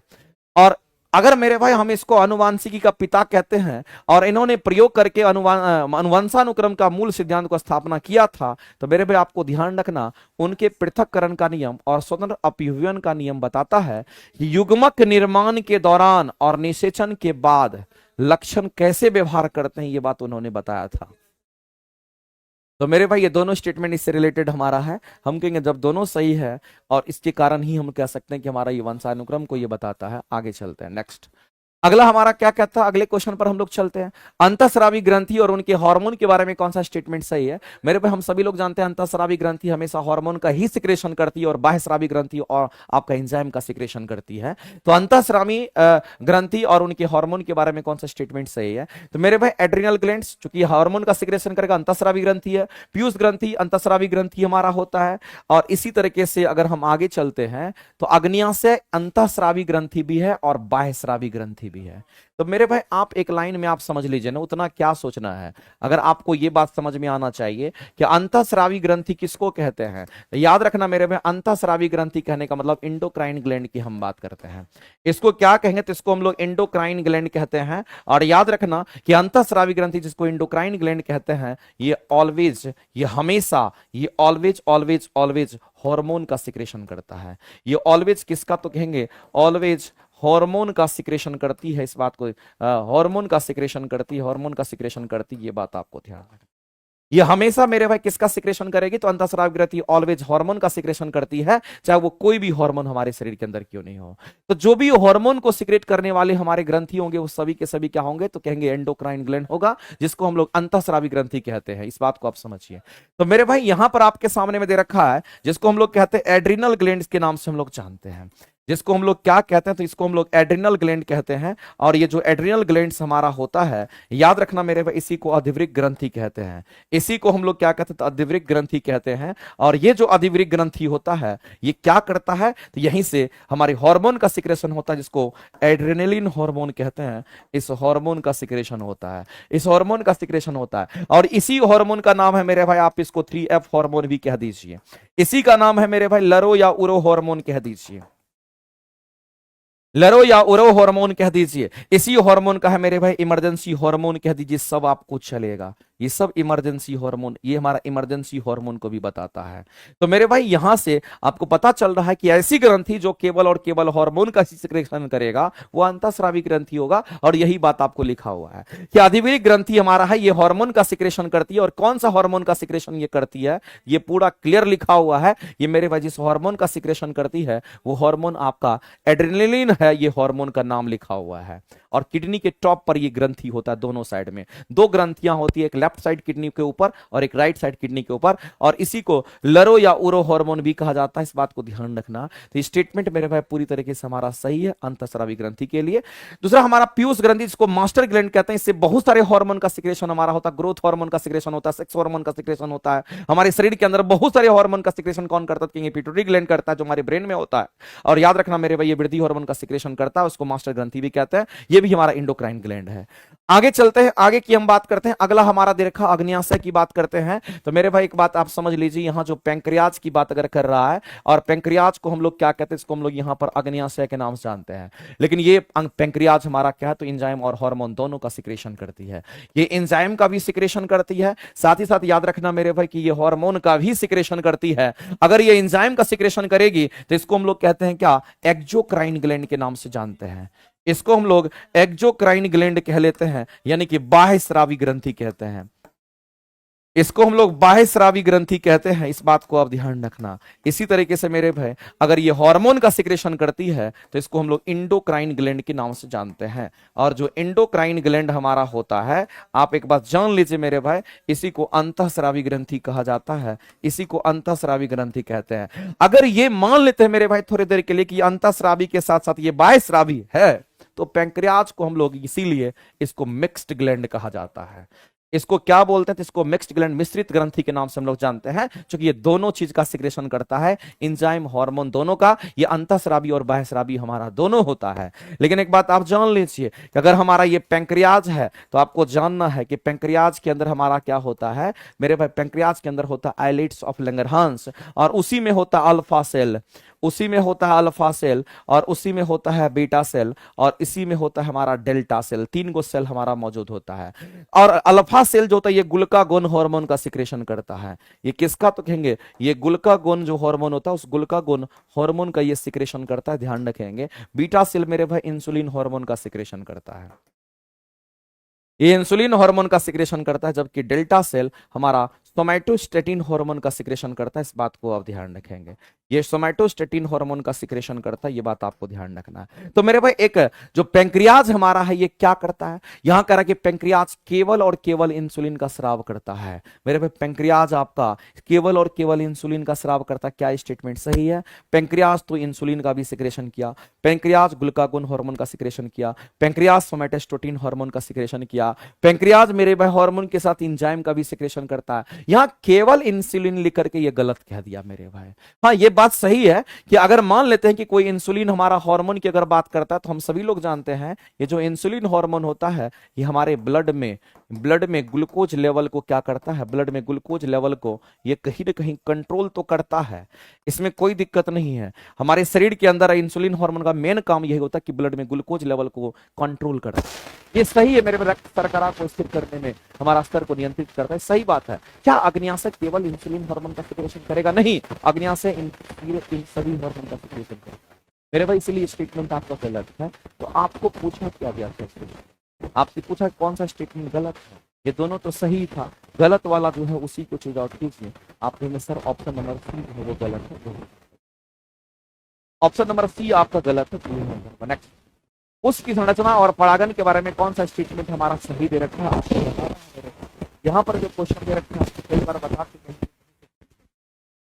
हमने आपको बोला था कि जो पुष्प की हम बात, चलो शॉर्ट में थोड़ा बताते हैं। अगर हम पुष्प की बात करते हैं, इसमें आपको क्या होता है? इसका प्रजनन अंग में अगर देखेंगे तो इसका मेल पार्ट भी होता है। इसका मेल पार्ट को अगर देखते हैं, इसके मेल पार्ट की अगर हम बात करते हैं, तो मेल पार्ट पुष्प में मेरे भाई क्या क्या होगा?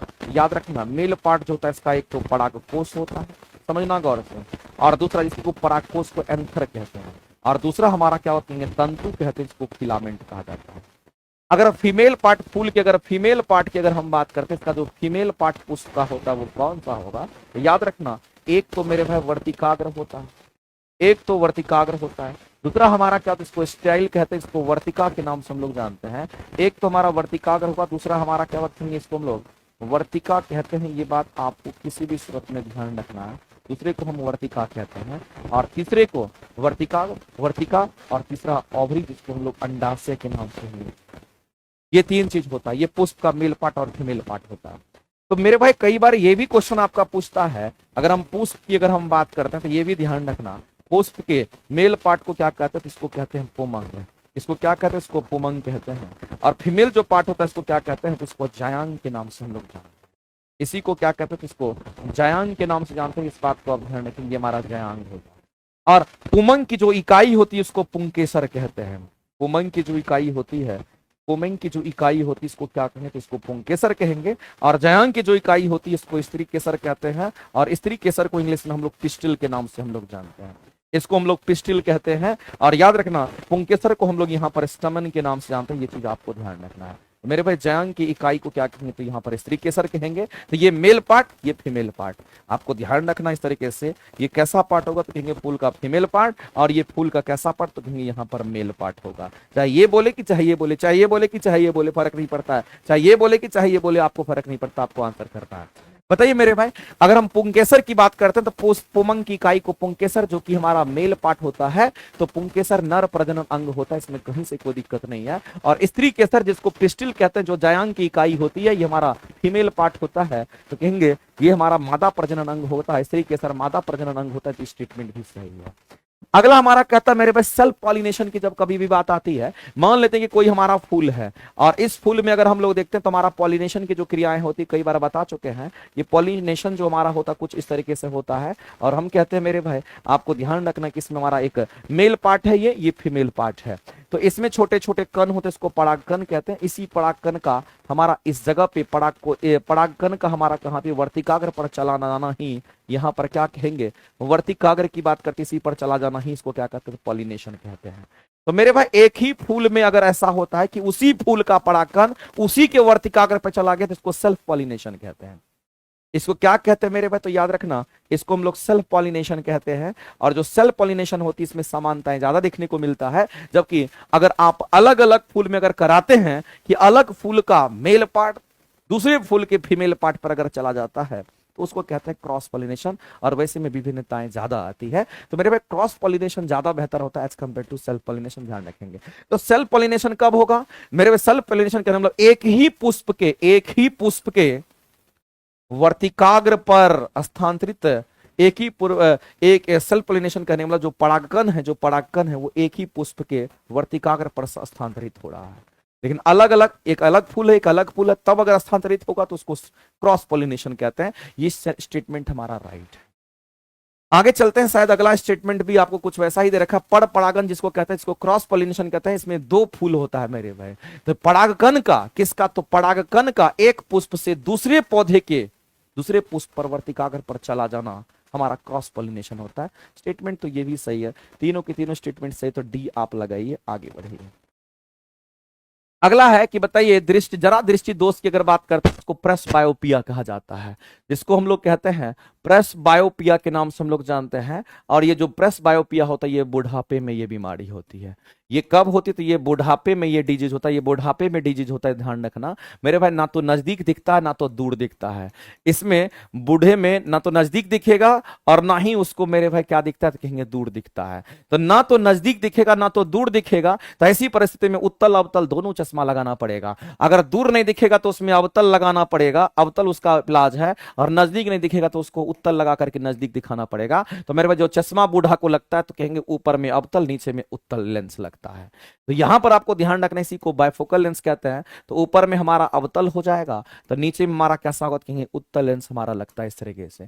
ऊपर में कहेंगे हमारा अवतल लेंस लगेगा और नीचे में हमारा कैसा, कहेंगे यहां पर उत्तल लेंस हमारा लगता है इस तरीके से चश्मा में, इसी को बायफोकल लेंस कहते हैं। तो मेरे भाई द्विफोकसी लेंस इसी को कहते हैं, ऐसा होता है। और इसका रीजन भी आपको दे रखा है कि जरा दृष्टि दोष एक ऐसी स्थिति जिसमें व्यक्ति निकट दृष्टि दोष और दूर दृष्टि दोष दोनों से पीड़ित होता है, ना दूर दिखेगा ना नजदीक दिखेगा, जिसके लिए एक ही चश्मे में मेरे भाई एक ही चश्मे में अवतल उत्तल दोनों होगा। ये दोनों लेंस लगा करके उसको ठीक करते हैं कि मेरे भाई ये पूरी तरीके से इसको सेटिस्फाइड भी कर रहा है। तो आप कहेंगे असर्शन रीजन दोनों सही है और रीजन उसको करेक्ट एक्सप्लेनेशन भी दे रहा है।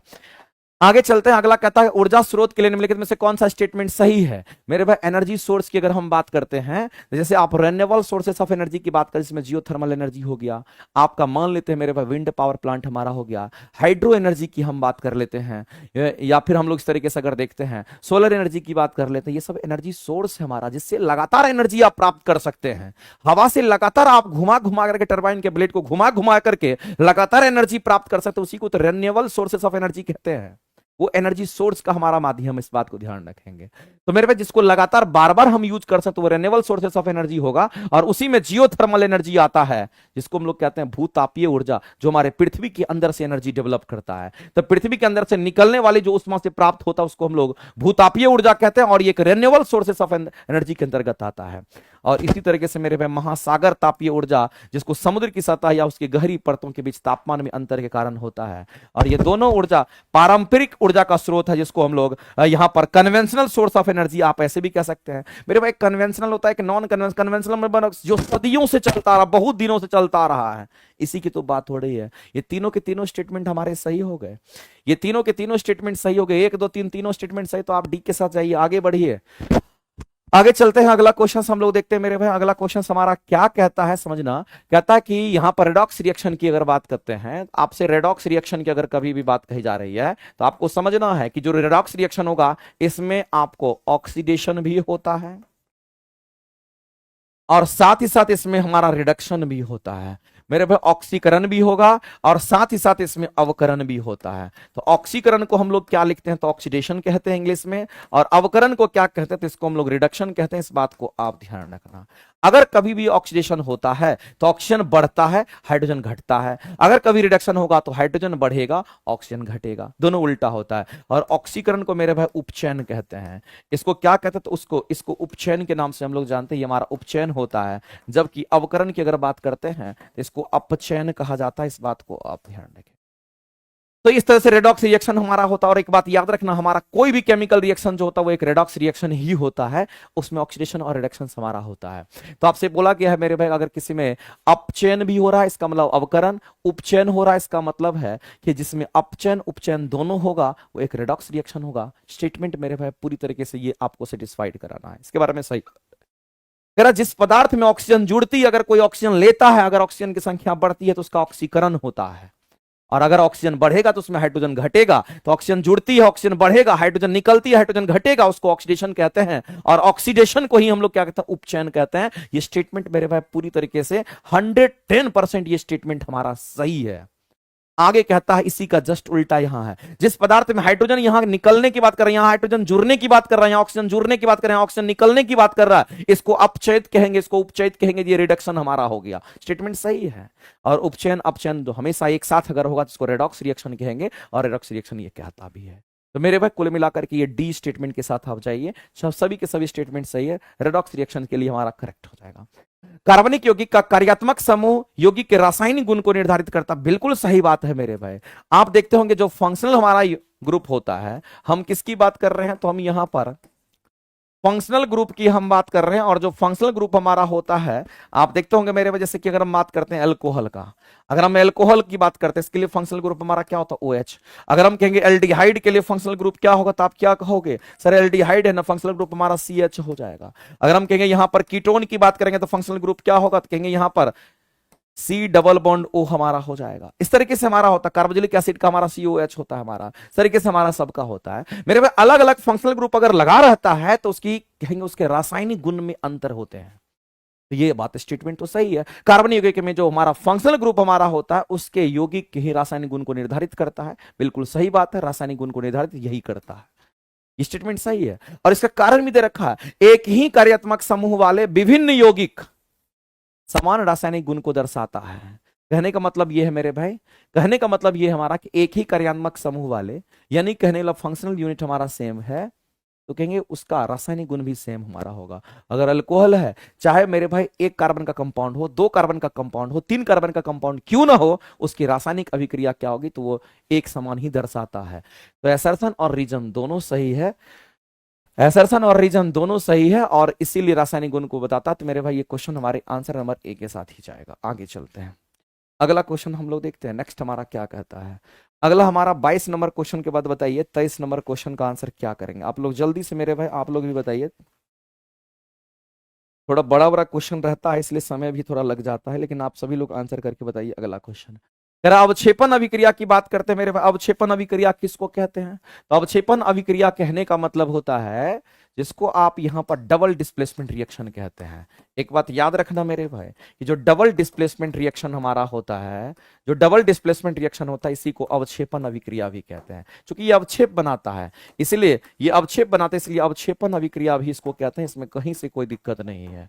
अवक्षेपन अभिक्रिया में मेरे भाई क्या होता है, तो अवक्षेप का निर्माण होता है। इस बात को आप ध्यान रखेंगे, ये अवक्षेप का निर्माण करता है। और अवक्षेप क्या है, क्योंकि अवक्षेप का अगर ये निर्माण करता है तो ये अवक्षेप हमारा सॉलिड फॉर्म में होता है, ये ठोस अवस्था में पाया जाता है। ये कैसी अवस्था में होगा, तो ठोस अवस्था में ये होता है। इस बात को ध्यान रखना, डबल डिस्प्लेसमेंट रिएक्शन में होता है। दूसरी बात, डबल डिस्प्लेसमेंट रिएक्शन में मेरे भाई अभिकारक साइड में किधर, तो रिएक्टेंट साइड में अभिकारक की बात करते हैं। अभिकारक में दो बार, कितनी बार, दो बार आयंस का आदान प्रदान होता है। एक बार नहीं मेरे भाई, दो बार आयंस का आदान प्रदान होता है। दो बार आयंस का आदान प्रदान होता है, इस बात को ध्यान रखना, तब ये बनता है। तो मेरे भाई आपको ध्यान रखना, कभी भी अवक्षेपण अभिक्रिया अगर हमारा होगा तो ये कैसा, तो अघुलनशील ठोस का निर्माण करता है, इसमें अवक्षेप बनता है, इसलिए अवक्षेपण अभिक्रिया है। आमतौर पर यह डबल डिस्प्लेसमेंट रिएक्शन ही होता है। एक डबल डिस्प्लेसमेंट रिएक्शन दे करके भी समझाया गया है, जिसमें आपको जो सॉलिड फॉर्म में एस लिखा हुआ दिखता है, ये कहीं ना कहीं हमारा अवक्षेप है, इस बात को आप ध्यान रखना। ये क्या है, तो अवक्षेप है सोडियम क्लोराइड, हम लोग कहेंगे यहां पर सिल्वर क्लोराइड की बात करते हैं। ये एक्वस सॉल्यूशन हमारा, ये इसमें जलीय विलयन हमारा है। तो होता क्या, इसमें आदान प्रदान होगा, जब आदान प्रदान होगा तो कहेंगे Ag अगर प्लस होगा तो NO3 माइनस होगा, और Na प्लस होगा तो क्लोरीन माइनस होगा। तो मेरे भाई होगा क्या, तो कहेंगे प्लस वाला जो है माइनस के साथ जाएगा, ये प्लस वाला इस माइनस वाले के साथ जाएगा, कंपाउंड बना लेगा। तो AgCl के पास AgCl बना लिया, NaNO3 के पास NaNO3 का निर्माण कर दिया, दो बार आयंस का आदान प्रदान भी हो गया। इसका मतलब ये डबल डिस्प्लेसमेंट रिएक्शन को दिखाता भी है। तो किसी भी सूरत में ये स्टेटमेंट मेरे भाई डबल डिस्प्लेसमेंट रिएक्शन का एग्जांपल है। कभी भी हम कह सकते हैं अवक्षेप बनाता, ये अवक्षेपण अभिक्रिया का एग्जांपल है। तो आप तीनों स्टेटमेंट के साथ जाएंगे और तीनों स्टेटमेंट आपके करेक्ट होंगे, और सही विकल्प चूज करना था, तो 1 2 3 सही है, तो डी ऑप्शन आप मारिए, आगे बढ़िए। आगे चलते हैं, अगला क्वेश्चन हम लोग देखते हैं। कथन कचरा प्रबंधन के लिए 3R का इस्तेमाल करते हैं। मेरे 3R कहने का मतलब क्या होगा, रिड्यूस, रियूज, रिसाइकल, लास्ट में रिसाइकल करते हैं। Reduce, reuse, recycle, R R R यानी RQ यानी कि 3R की बात कर रहा है। और अगर आप ऐसा अपनाते हैं तो यह संसाधन को संरक्षित करने, ऊर्जा को बचाने और लैंडफिल में भेजने वाले कचरे की मात्रा को भी कम करता है, इस प्रोसेस से अगर आप करते हैं। अगर इस प्रोसेस का, इस सीक्वेंस अगर आप इस्तेमाल नहीं करते हैं, तो ऐसी परिस्थिति में मेरे भाई कोई भी चीज आपका बेहतर तरीके से नहीं होगा। असर्शन रीजन दोनों सही है, और कहेंगे असर्शन रीजन सही है और रीजन बता भी रहा है कि उसकी वजह से हमारा क्या होगा, तो सही से वो स्टोर वगैरह नहीं हो पाएगा, गंदगी ज्यादा फैलेगा। अगला है तरंग की विशेषता क्या है, तो मेरे भाई तरंगदैर्घ्य दो क्रमागत संपीड़न और विरलन के बीच की दूरी होती है। तो एक बात आप जानिए मेरे भाई, एक अनुदैर्घ्य तरंग होता है, एक हमारा अनुदैर्घ्य तरंग होता है। और अनुदैर्घ्य तरंग की अगर हम बात करते हैं तो अनुदैर्घ्य तरंग साउंड वेव में देखने को मिलता है। आप सभी लोग को देखने को मिला होगा कि अनुदैर्घ्य तरंग की अगर बात करते हैं तो ये हमारा यांत्रिक तरंग को कहते हैं। अनुदैर्घ्य तरंग किसको कहते हैं, तो याद रखना यांत्रिक तरंग को कहते हैं। और अनुदैर्घ्य तरंग हमारा जो होता है वो कुछ इस तरीके से होता है, इसमें कण जो होंगे एक जगह जमा होंगे, फिर ये जब एक जगह जमा होते हैं तो काफी कंप्रेस हो जाते हैं, यहां संपीड़ित हो जाते हैं, कंप्रेशन हो जाता है, फिर यही कण दूर दूर फैल जाते हैं। ये दूर दूर फैल गया, ये कण जो है यहां से उठ करके दूर दूर फैल गया, तो इसको कहते हैं रेयर फ्रैक्शन। फिर यही कण एक जगह फिर जमा होने लगेगा, फिर एक जगह पूरी तरीके से ये जमा हो जाएगा, एनर्जी स्टोर करेगा, फिर ये एनर्जी को रिलीज करेगा, एनर्जी स्टोर, फिर एनर्जी रिलीज करेगा, तो फिर यहां कंप्रेशन हुआ, फिर एनर्जी जब स्टोर होगा तो एनर्जी को रिलीज भी करेगा और ये भगाएगा दूर, ये दूर भगाएगा, फिर रेयर फ्रैक्शन होगा, फिर एनर्जी मेरे भाई स्टोर होगा, तो फिर जाकर के हमारा बहुत सारा हम कहेंगे यहां पर कि इस तरीके से हमारा जमा हो जाएगा यहां पर, और कहेंगे कंप्रेशन हो जाएगा। फिर इसी तरीके से हमारा क्या होगा, कहीं ये फैलेगा तो जो एनर्जी स्टोर किया उसको रिलीज भी करेगा, तो यहां रेयर फ्रैक्शन होगा। मेरे भाई आपको ध्यान रखना है, एक को कहते हैं कंप्रेशन तो दूसरे को rarefaction. Compression rarefaction alternate way में चलता है। अगर कहीं पर कंप्रेशन है तो वहां पर प्रेशर ज्यादा होगा, अगर कहीं पर एक्सपेंशन है तो प्रेशर कम होगा, ध्यान रखिएगा। दूसरी बात, अगर कहीं कंप्रेशन है यहां सघन होगा, यहां विरल होगा, ध्यान रखना। तीसरी बात, अगला हम लोग को यह भी जानना है कि कंप्रेशन और लगातार दो कंप्रेशन के बीच की दूरी को हम लोग क्या कहते हैं, तो लगातार दो कंप्रेशन के बीच की दूरी को वेवलेंथ कहा जाता है। अनुदैर्घ्य तरंग में एक कंप्रेशन ये, एक कंप्रेशन ये, लगातार होना चाहिए, इसके बीच की दूरी को वेवलेंथ कहते हैं। या फिर लगातार मेरे भाई, लगातार दो रेयर फ्रैक्शन जिसको विरलन कहते हैं, इसके बीच की दूरी को भी वेवलेंथ कहते हैं, इसको लैम्डा दिखाते हैं। ये वही कह रहा है कि तरंगदैर्घ्य जो हमारा लैम्डा है, तो दो क्रमागत संपीड़न या दो क्रमागत विरलन, मेरे भाई ये रेयर फ्रैक्शन को विरलन कहते हैं और सी को कंप्रेशन कहते हैं, जिसको संपीड़न कहा जाता है। ये स्टेटमेंट पूरी तरीके से हमारा राइट है, इसमें कहीं से कोई।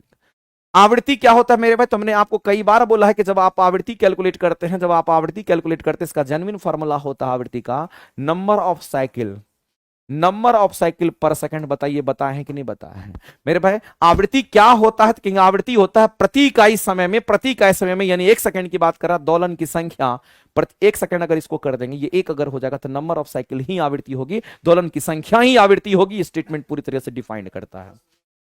अगला हम लोग जानते हैं कि आवृत्ति इक्वल टू हमारा होता है सी अपन में लैम्डा। तो मेरे भाई तरंग का जो वेग होगा उसको सी से दिखाते हैं, तो ये सी बराबर आवृत्ति गुना हमारा लैम्डा होगा। तो तरंगदैर्घ्य और आवृत्ति का गुणनफल, तरंगदैर्घ्य और आवृत्ति का गुणनफल ही हमारा वेग होता है। इस तरीके से ये भी स्टेटमेंट हमारा राइट है। तो तीनों स्टेटमेंट को करेक्ट करिए, आप आगे बढ़िए। आप कहेंगे मेरे भाई इस क्वेश्चन का आंसर क्या करेंगे, ये डबल दो बार एक ही क्वेश्चन का यहाँ पर स्लाइड बना दिया है जल्दीबाजी में, वैसे इस क्वेश्चन का आंसर करिएगा, डी करेक्ट हो जाए। इस क्वेश्चन का आंसर क्या करेंगे मेरे भाई, तो डी आप राइट करना।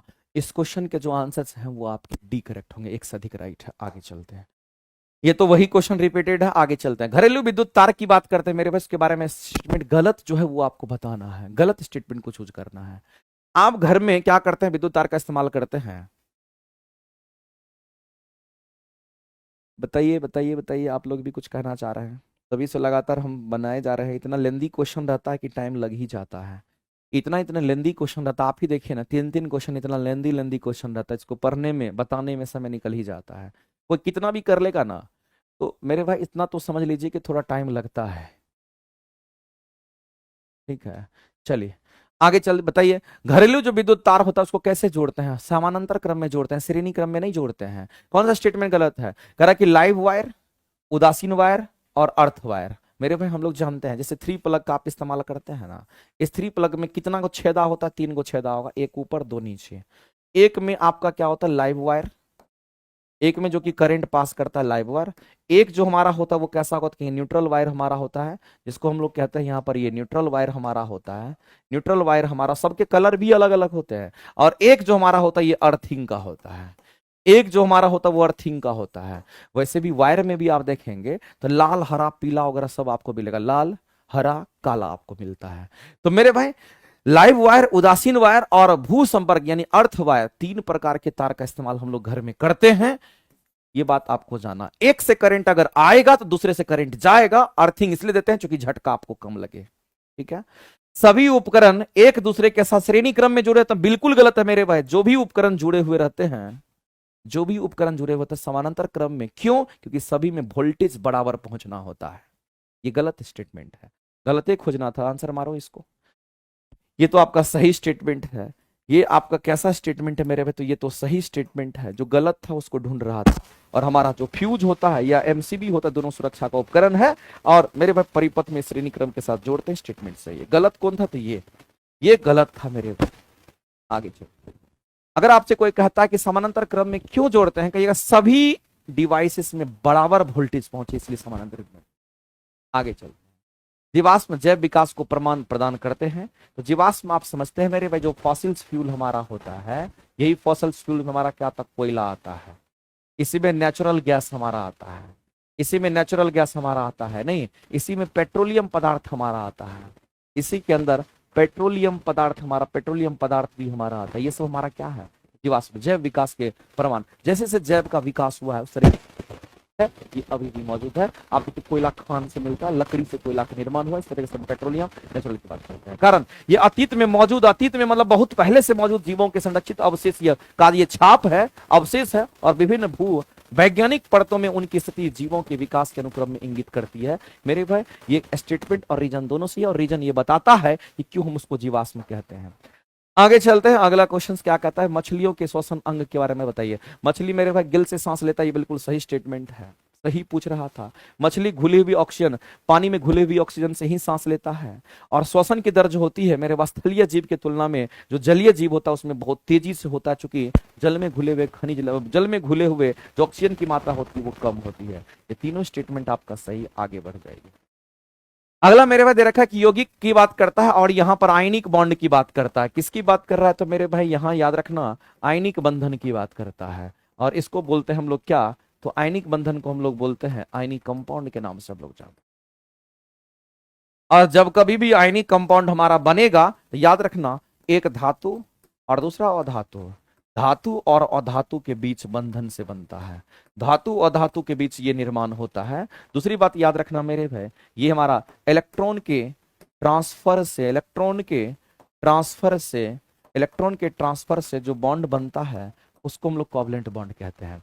तीसरी बात याद रखना मेरे भाई, ये मजबूत बंधन बनाता है। ये कैसा? तो ये मजबूत बंधन, सबसे ज्यादा मजबूत बंधन होता है। इसका मेल्टिंग पॉइंट की बात करिए या फिर इसके बॉइलिंग पॉइंट की बात करिए, ये हमारा हाई होता है।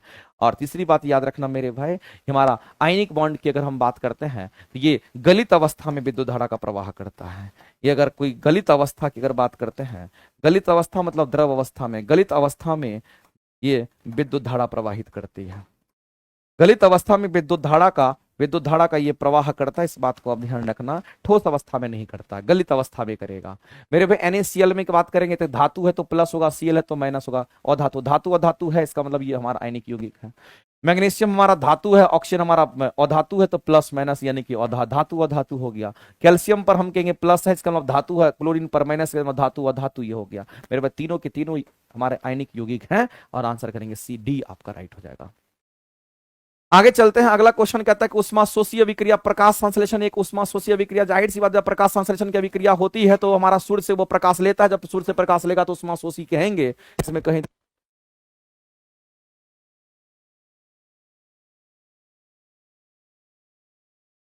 तो मेरे भाई इस परिस्थिति में हम कहेंगे कि ये हमारा कैसा, तो उष्माशोषी है। और कारण भी दे दिया है कि सूर्य के प्रकाश से ऊर्जा को अवशोषित की जाती है और कार्बन डाइऑक्साइड और पानी को ग्लूकोज में परिवर्तित करते हैं, प्लांट में भोजन बनता है। बिल्कुल सही है, ये सब कितनी बार आपको डिटेल में बता चुके हैं। आंसर ए करिए, आगे बढ़िए। अगला क्वेश्चन देखते हैं क्या कहता है कि कौन सा यौन संचरित रोग है मेरे भाई, जो सेक्सुअल, आप कह सकते हैं सेक्सुअली ट्रांसमिटेड डिजीज कौन सा है। और सेक्सुअली ट्रांसमिटेड डिजीज में गनोरिया भी होता है, सिफिलिस भी होता है, एड्स भी होता है। ये सब क्या है, तो सेक्सुअली ट्रांसमिटेड डिजीज है। इसमें कहीं से कोई दिक्कत नहीं मेरे भाई, इस बात को ध्यान रखना। ऑप्शन नंबर डी के साथ जाएंगे। आगे निम्नलिखित में से कौन सा विस्थापन अभिक्रिया है। तो जब भी विस्थापन अभिक्रिया की बात करते हैं और विस्थापन अभिक्रिया में क्या होता है, तो मेरे भाई जो ज्यादा रिएक्टिव हो कम रिएक्टिव को क्या करता है, डिस्प्लेस कर देता है। जैसे मान लेते हैं कि ये सोडियम है, ये क्या, तो सोडियम है। तो मेरे भाई सोडियम हमारा किसको डिस्प्लेस कर सकता है, सोडियम ज्यादा रिएक्टिव होगा, हम कहेंगे हाइड्रोजन को रिप्लेस कर देगा। इस तरीके से आप यहां पर देख लीजिए ना, आपके सामने जो ऑप्शन दे रखा है उसके हिसाब से ही समझ लीजिए। कह रहा है कि एक अधिक अभिक्रियाशील तत्व कम अभिक्रियाशील तत्व को क्या करता है, विस्थापित कर देता। विस्थापन रिएक्शन है। जैसे एग्जांपल, अगर आयरन की बात करते हैं, ज्यादा अभिक्रियाशील कॉपर से होता है, तो आयरन क्या करेगा, इस कॉपर को धक्का देगा। चूंकि ये कॉपर सल्फेट पहले से सॉल्यूशन था, आयरन सल्फेट, आयरन ठोस अवस्था में था, तो ये इसके साथ रिएक्शन करेगा। चूंकि ये रिएक्टिव ज्यादा होता है, आयरन क्या करेगा, इसको धक्का देगा, बेचारा कॉपर जो है उछलते हुए बाहर निकल जाएगा और ये आयरन जाके इसके सिपर चिपक जाएगा और आयरन सल्फेट बना देगा। ये हमारा कहेंगे यहां पर अभिक्रियाशीलता के आधार पर ही हमारा ये रिएक्शन होता है। ज्यादा अभिक्रियाशील कम अभिक्रियाशील को धक्का देके बाहर करता है।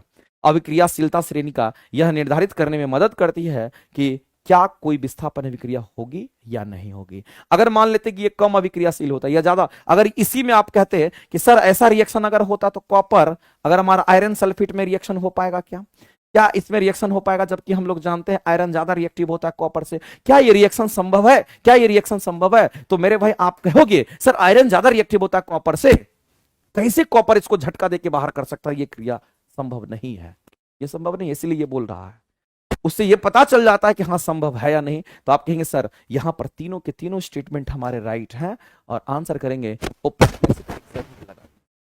आगे चलते। अगला कह रहा है कि एक शुद्ध अर्धचालक का प्रतिरोध तापन बढ़ने पर बढ़ता है। मेरे भाई ये क्वेश्चंस आपके लिए इंपॉर्टेंट है। यहां पर अर्धचालक की बात कही गई है। यहां पर किसकी बात कही, अर्धचालक, जिसको सेमीकंडक्टर कहते। अच्छा, ये शुद्ध अर्धचालक की बात कर रहा है और शुद्ध अर्धचालक मतलब प्योर सेमीकंडक्टर की बात कर रहा है। आपसे किसकी बात कर रहा है, प्योर सेमीकंडक्टर। मेरे भाई सेमीकंडक्टर कोई भी हो, याद रखना इसमें अगर आपसे विद्युत धारा का प्रवाह की अगर बात करेगा तो याद रखना इसमें विद्युत धारा का प्रवाह किसके कारण होगा। तो याद रखिएगा कि अगर कोई सेमीकंडक्टर होता है उसमें विद्युत धारा का अगर प्रवाह कहता है किसके कारण होता है, तो विद्युत धारा का प्रवाह इलेक्ट्रॉन के कारण भी होगा। तो मेरे भाई इसमें होल से कारण भी होगा। इसमें हमारा मुक्त इलेक्ट्रॉन के कारण भी होता है, इसमें मुक्त इलेक्ट्रॉन भी होगा और साथ ही साथ मेरे भाई इसमें होल्स भी होते हैं। इस तरीके से अगर कोई सेमीकंडक्टर हमारा है, अगर कोई सेमीकंडक्टर हमारा है तो याद रखना मेरे भाई सेमीकंडक्टर है तो इसमें होल्स भी होगा, इलेक्ट्रॉन भी होगा, होल्स भी होगा, इलेक्ट्रॉन्स भी होगा। ये होल्स भी होगा, इलेक्ट्रॉन्स भी होगा। अगर होल्स की संख्या ज्यादा है, होल्स की संख्या ज्यादा है, इलेक्ट्रॉन की संख्या कम, इसको पी टाइप सेमीकंडक्टर कहेंगे। अगर इलेक्ट्रॉन की संख्या ज्यादा, होल्स की संख्या कम, तो उसको एन टाइप सेमीकंडक्टर कहते हैं। लेकिन सेमीकंडक्टर में दोनों के कारण मुक्त यहां पर विद्युत धारा का प्रवाह होता है। ये बात आपको ध्यान रखना है, ये बात आपको इन दोनों के कारण ही विद्युत धारा का प्रवाह होता है अर्धचालक की। और मेरे भाई हम सभी लोग जानते हैं कि जब अर्धचालक की हम बात कर रहे हैं, किसकी बात कर रहे हैं, जब अर्धचालक की हम बात करते हैं, याद रखना मेरे भाई अर्धचालक के केस में तापमान के बढ़ने से, टेम्परेचर के बढ़ने से याद रखना रेजिस्टेंस का मान घटता है। और जब रेजिस्टेंस का मान घटेगा तो रेसिस्टिविटी रेजिस्टेंस दोनों समानुपाती घटेगा, तो ये भी घटेगा। लेकिन कंडक्टिविटी जो होता है इसकी चालकता बढ़ जाती है, कंडक्टिविटी बढ़ जाता है। क्योंकि हम लोग जानते हैं कि कंडक्टिविटी 1 अपॉन में रेसिस्टिविटी होगा, अगर ये घटेगा तो कंडक्टिविटी बढ़ जाता है, इस बात को आप ध्यान रखेंगे। तो मेरे भाई हम लोग जानते हैं कि अर्धचालक के केस में अगर बोले, याद रखना तापमान जब भी आप बढ़ाओगे रेजिस्टेंस का मान ऑलवेज घटेगा, लेकिन चालक के केस में तापमान के बढ़ने से प्रतिरोध का मान बढ़ता है, याद रखिएगा। मेरे भाई ये अर्धचालक के केस में सही कह रहा है कि तापमान बढ़ेगा तो प्रतिरोध का मान घटेगा, इसमें कहीं से कोई दिक्कत नहीं है। और कारण कहता है कि तापमान में वृद्धि से अधिक आवेश वाहक जिसमें इलेक्ट्रॉन और होल दोनों होते हैं उत्पन्न होंगे, जिसकी कारण उसमें चालकता बढ़ जाएगी। तो मेरे भाई अगर रेजिस्टेंस घटेगा तो उसकी चालकता बढ़ेगी, रेजिस्टेंस घटेगा तो रेसिस्टिविटी भी घटेगा, उसका चालकता बढ़ जाएगा। ये मेरे भाई कहने का मतलब है दोनों स्टेटमेंट सही है और रीजन जो है सर्सन का सही एक्सप्लेनेशन भी दे रहा है। तो आप आंसर ए करिए करेक्ट। आगे चलते हैं।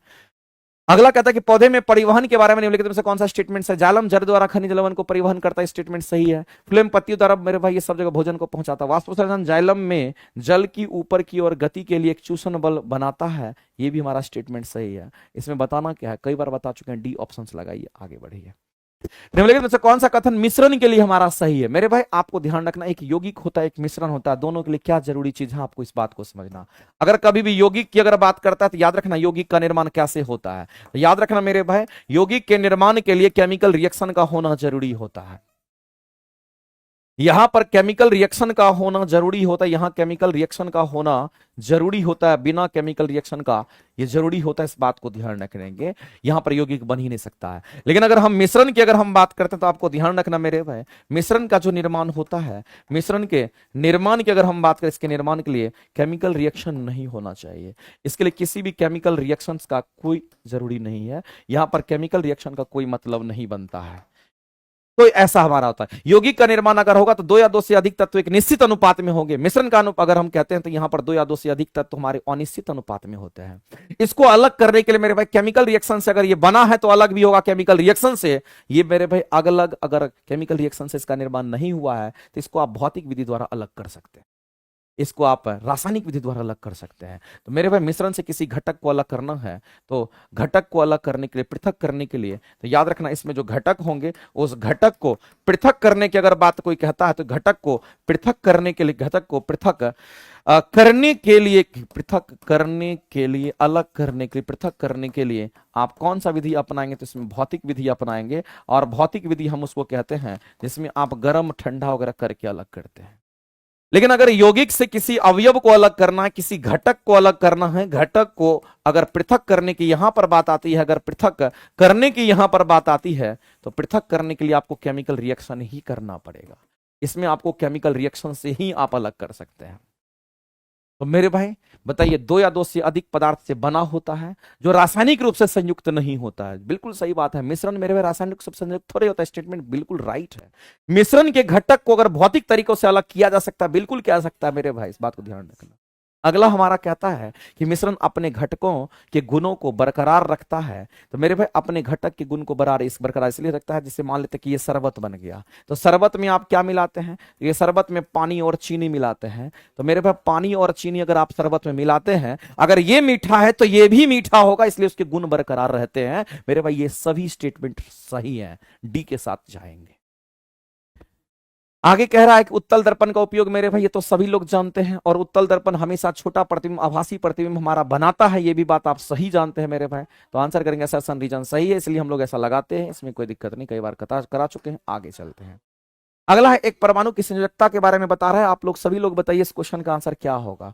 कह रहा है कि किसी तत्व की संयोजन क्षमता जो होती है, संयोजन क्षमता कहने का मतलब कार्बन कार्बन के बीच में single bond, double bond, triple bond मेरे भाई किसके आधार पर होता है? तो कहेंगे बाहरी कक्षा के जो इलेक्ट्रॉन उसको वैलेंस इलेक्ट्रॉन कहते हैं, उसके आधार पर होता है। डबल बॉन्ड होगा कि ट्रिपल बॉन्ड होगा कि हमारा सिंगल बॉन्ड होगा।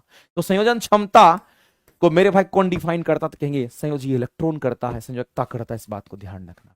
धातुओं के लिए संयोजी इलेक्ट्रॉन जितने होंगे उतना ही उसका संयोजकता होगा मेरे भाई, इस बात को ध्यान रखना। अगला हमारा अधातु के लिए अगर देखते हैं तो अधातु के बाहरी कक्षा में 5 इलेक्ट्रॉन, 6 इलेक्ट्रॉन, 7 इलेक्ट्रॉन, 8 इलेक्ट्रॉन होता है। तो संयोजी इलेक्ट्रॉन तो 5, 6, 7, 8 हो जाएगा, लेकिन अगर संयोजकता निकालना होगा तो 8 में से बाहरी कक्षा के इलेक्ट्रॉन को घटा के निकालेंगे। वही बात आपको यहां कह रहा है। अब बताइए तीनों स्टेटमेंट अगर सही तो ऑप्शन नंबर डी के साथ आप जाइए। आगे बढ़ते हैं। अगला क्वेश्चन हम लोग देखते हैं मेरे भाई, सरल अस्थाई उत्तक के बारे में आपको नहीं बताया है क्या? सरल अस्थाई उत्तक में हमारा कौन आएगा? कहेंगे सरल अस्थाई उत्तक में हमारा पेरेन्काइमा आएगा, कोलेनकाइमा आएगा और स्क्लेरेन्काइमा आएगा। और सरल अस्थाई उत्तक कौन सा नहीं है? तो पेरेन्काइमा है, कोलेनकाइमा है, ये सब तो है, लेकिन फ्लोएम हमारा नहीं है, चूंकि ये जटिल अस्थाई उत्तक है। ये जटिल अस्थाई उत्तक, इसके बारे में काफी डिटेल में आपको क्लासेस में बताते रहते हैं मेरे भाई। तो ये इस क्वेश्चन का आंसर करेंगे, जाइलम फ्लोएम हमारा जटिल अस्थाई उत्तक होता है। नेक्स्ट आगे चलते हैं। एनसीईआरटी एग्जाम्पलर की जो क्लासेस है मेरे भाई, काफी डिटेल में आपकी क्लासेस ये चल रही है। अगर किसी को भी लगता है कि एनसीईआरटी एग्जाम्पलर करना चाहिए, तो आप शिद्दत के साथ इस क्लासेस से जुड़ेंगे और बेहतर तरीके से मेहनत करिए, आपको सफलता, छोड़ दीजिए मेरे भाई मेरे ऊपर, आप सिर्फ मेरे कहने पर आप मेहनत करते जाइए। देखिएगा एक दिन जरूर ऐसा दिन आएगा जिस दिन आप कहोगे, कहने को मजबूर हो जाओगे, सर ये सब काम किए तभी जाकर के आज हम सक्सेस कर रहे हैं। आप देखोगे, ऐसा आपको पता चलेगा। अगला कहता है कि एक ही समूह के तत्व में रासायनिक गुण समान होते हैं। रासायनिक गुण इसलिए समान है क्योंकि उसके बाहरी कक्षा के इलेक्ट्रॉन उस ग्रुप के सभी के बाहरी कक्षा के इलेक्ट्रॉन ही समान होते हैं। वैलेंसी समान होगा तो बाहरी कक्षा का इलेक्ट्रॉन भी समान होगा, उसके रासायनिक गुण भी समान होंगे। मेरा कथन भी सही है, कारण भी सही है, स्पष्टीकरण दे रहा है। तो ऑप्शन नंबर ए के साथ जाइए, आगे बढ़ते हैं। अगला क्वेश्चन देखते हैं मेरे भाई, आज का ये लास्ट क्वेश्चन आपका है। बल और त्वरण के बारे में बताना कौन सा स्टेटमेंट सही है। तो मेरे भाई जब बल की बात करते हैं F बराबर ma, और ये इक्वेशन न्यूटन गति के दूसरे नियम से मिलता है, और यही कह रहा है हमारा कि द्रव्यमान और त्वरण के गुणनफल के बराबर हमारा बल होता है। स्टेटमेंट सही है। बल एक सदिश राशि है, दिशा और परिमाण दोनों होता है, इस बात को ध्यान रखना। और किसी वस्तु पर कुल बल अगर शून्य होता है, अगर बल की वैल्यू को शून्य करेंगे तो एक्सेलरेशन भी उसमें शून्य हो जाएगा। ये स्टेटमेंट सेटिस्फाइड कर रहा है मेरे भाई, तीनों के तीनों सेटिस्फाइड कर रहा है। तो आप आंसर करेंगे ऑप्शन नंबर डी। तो आज का जो सेशन है आपका यहीं पर कंप्लीट होता है, लेकिन याद रखिएगा ये test platform by Naveen Kumar Singh application पर अवेलेबल है। आप टेस्ट दीजिए तभी आप डिस्कशन में पार्टिसिपेट कीजिए, ठीक है। तो मिलते हैं अगले क्लासेस में। बहुत बहुत धन्यवाद, थैंक यू वेरी मच।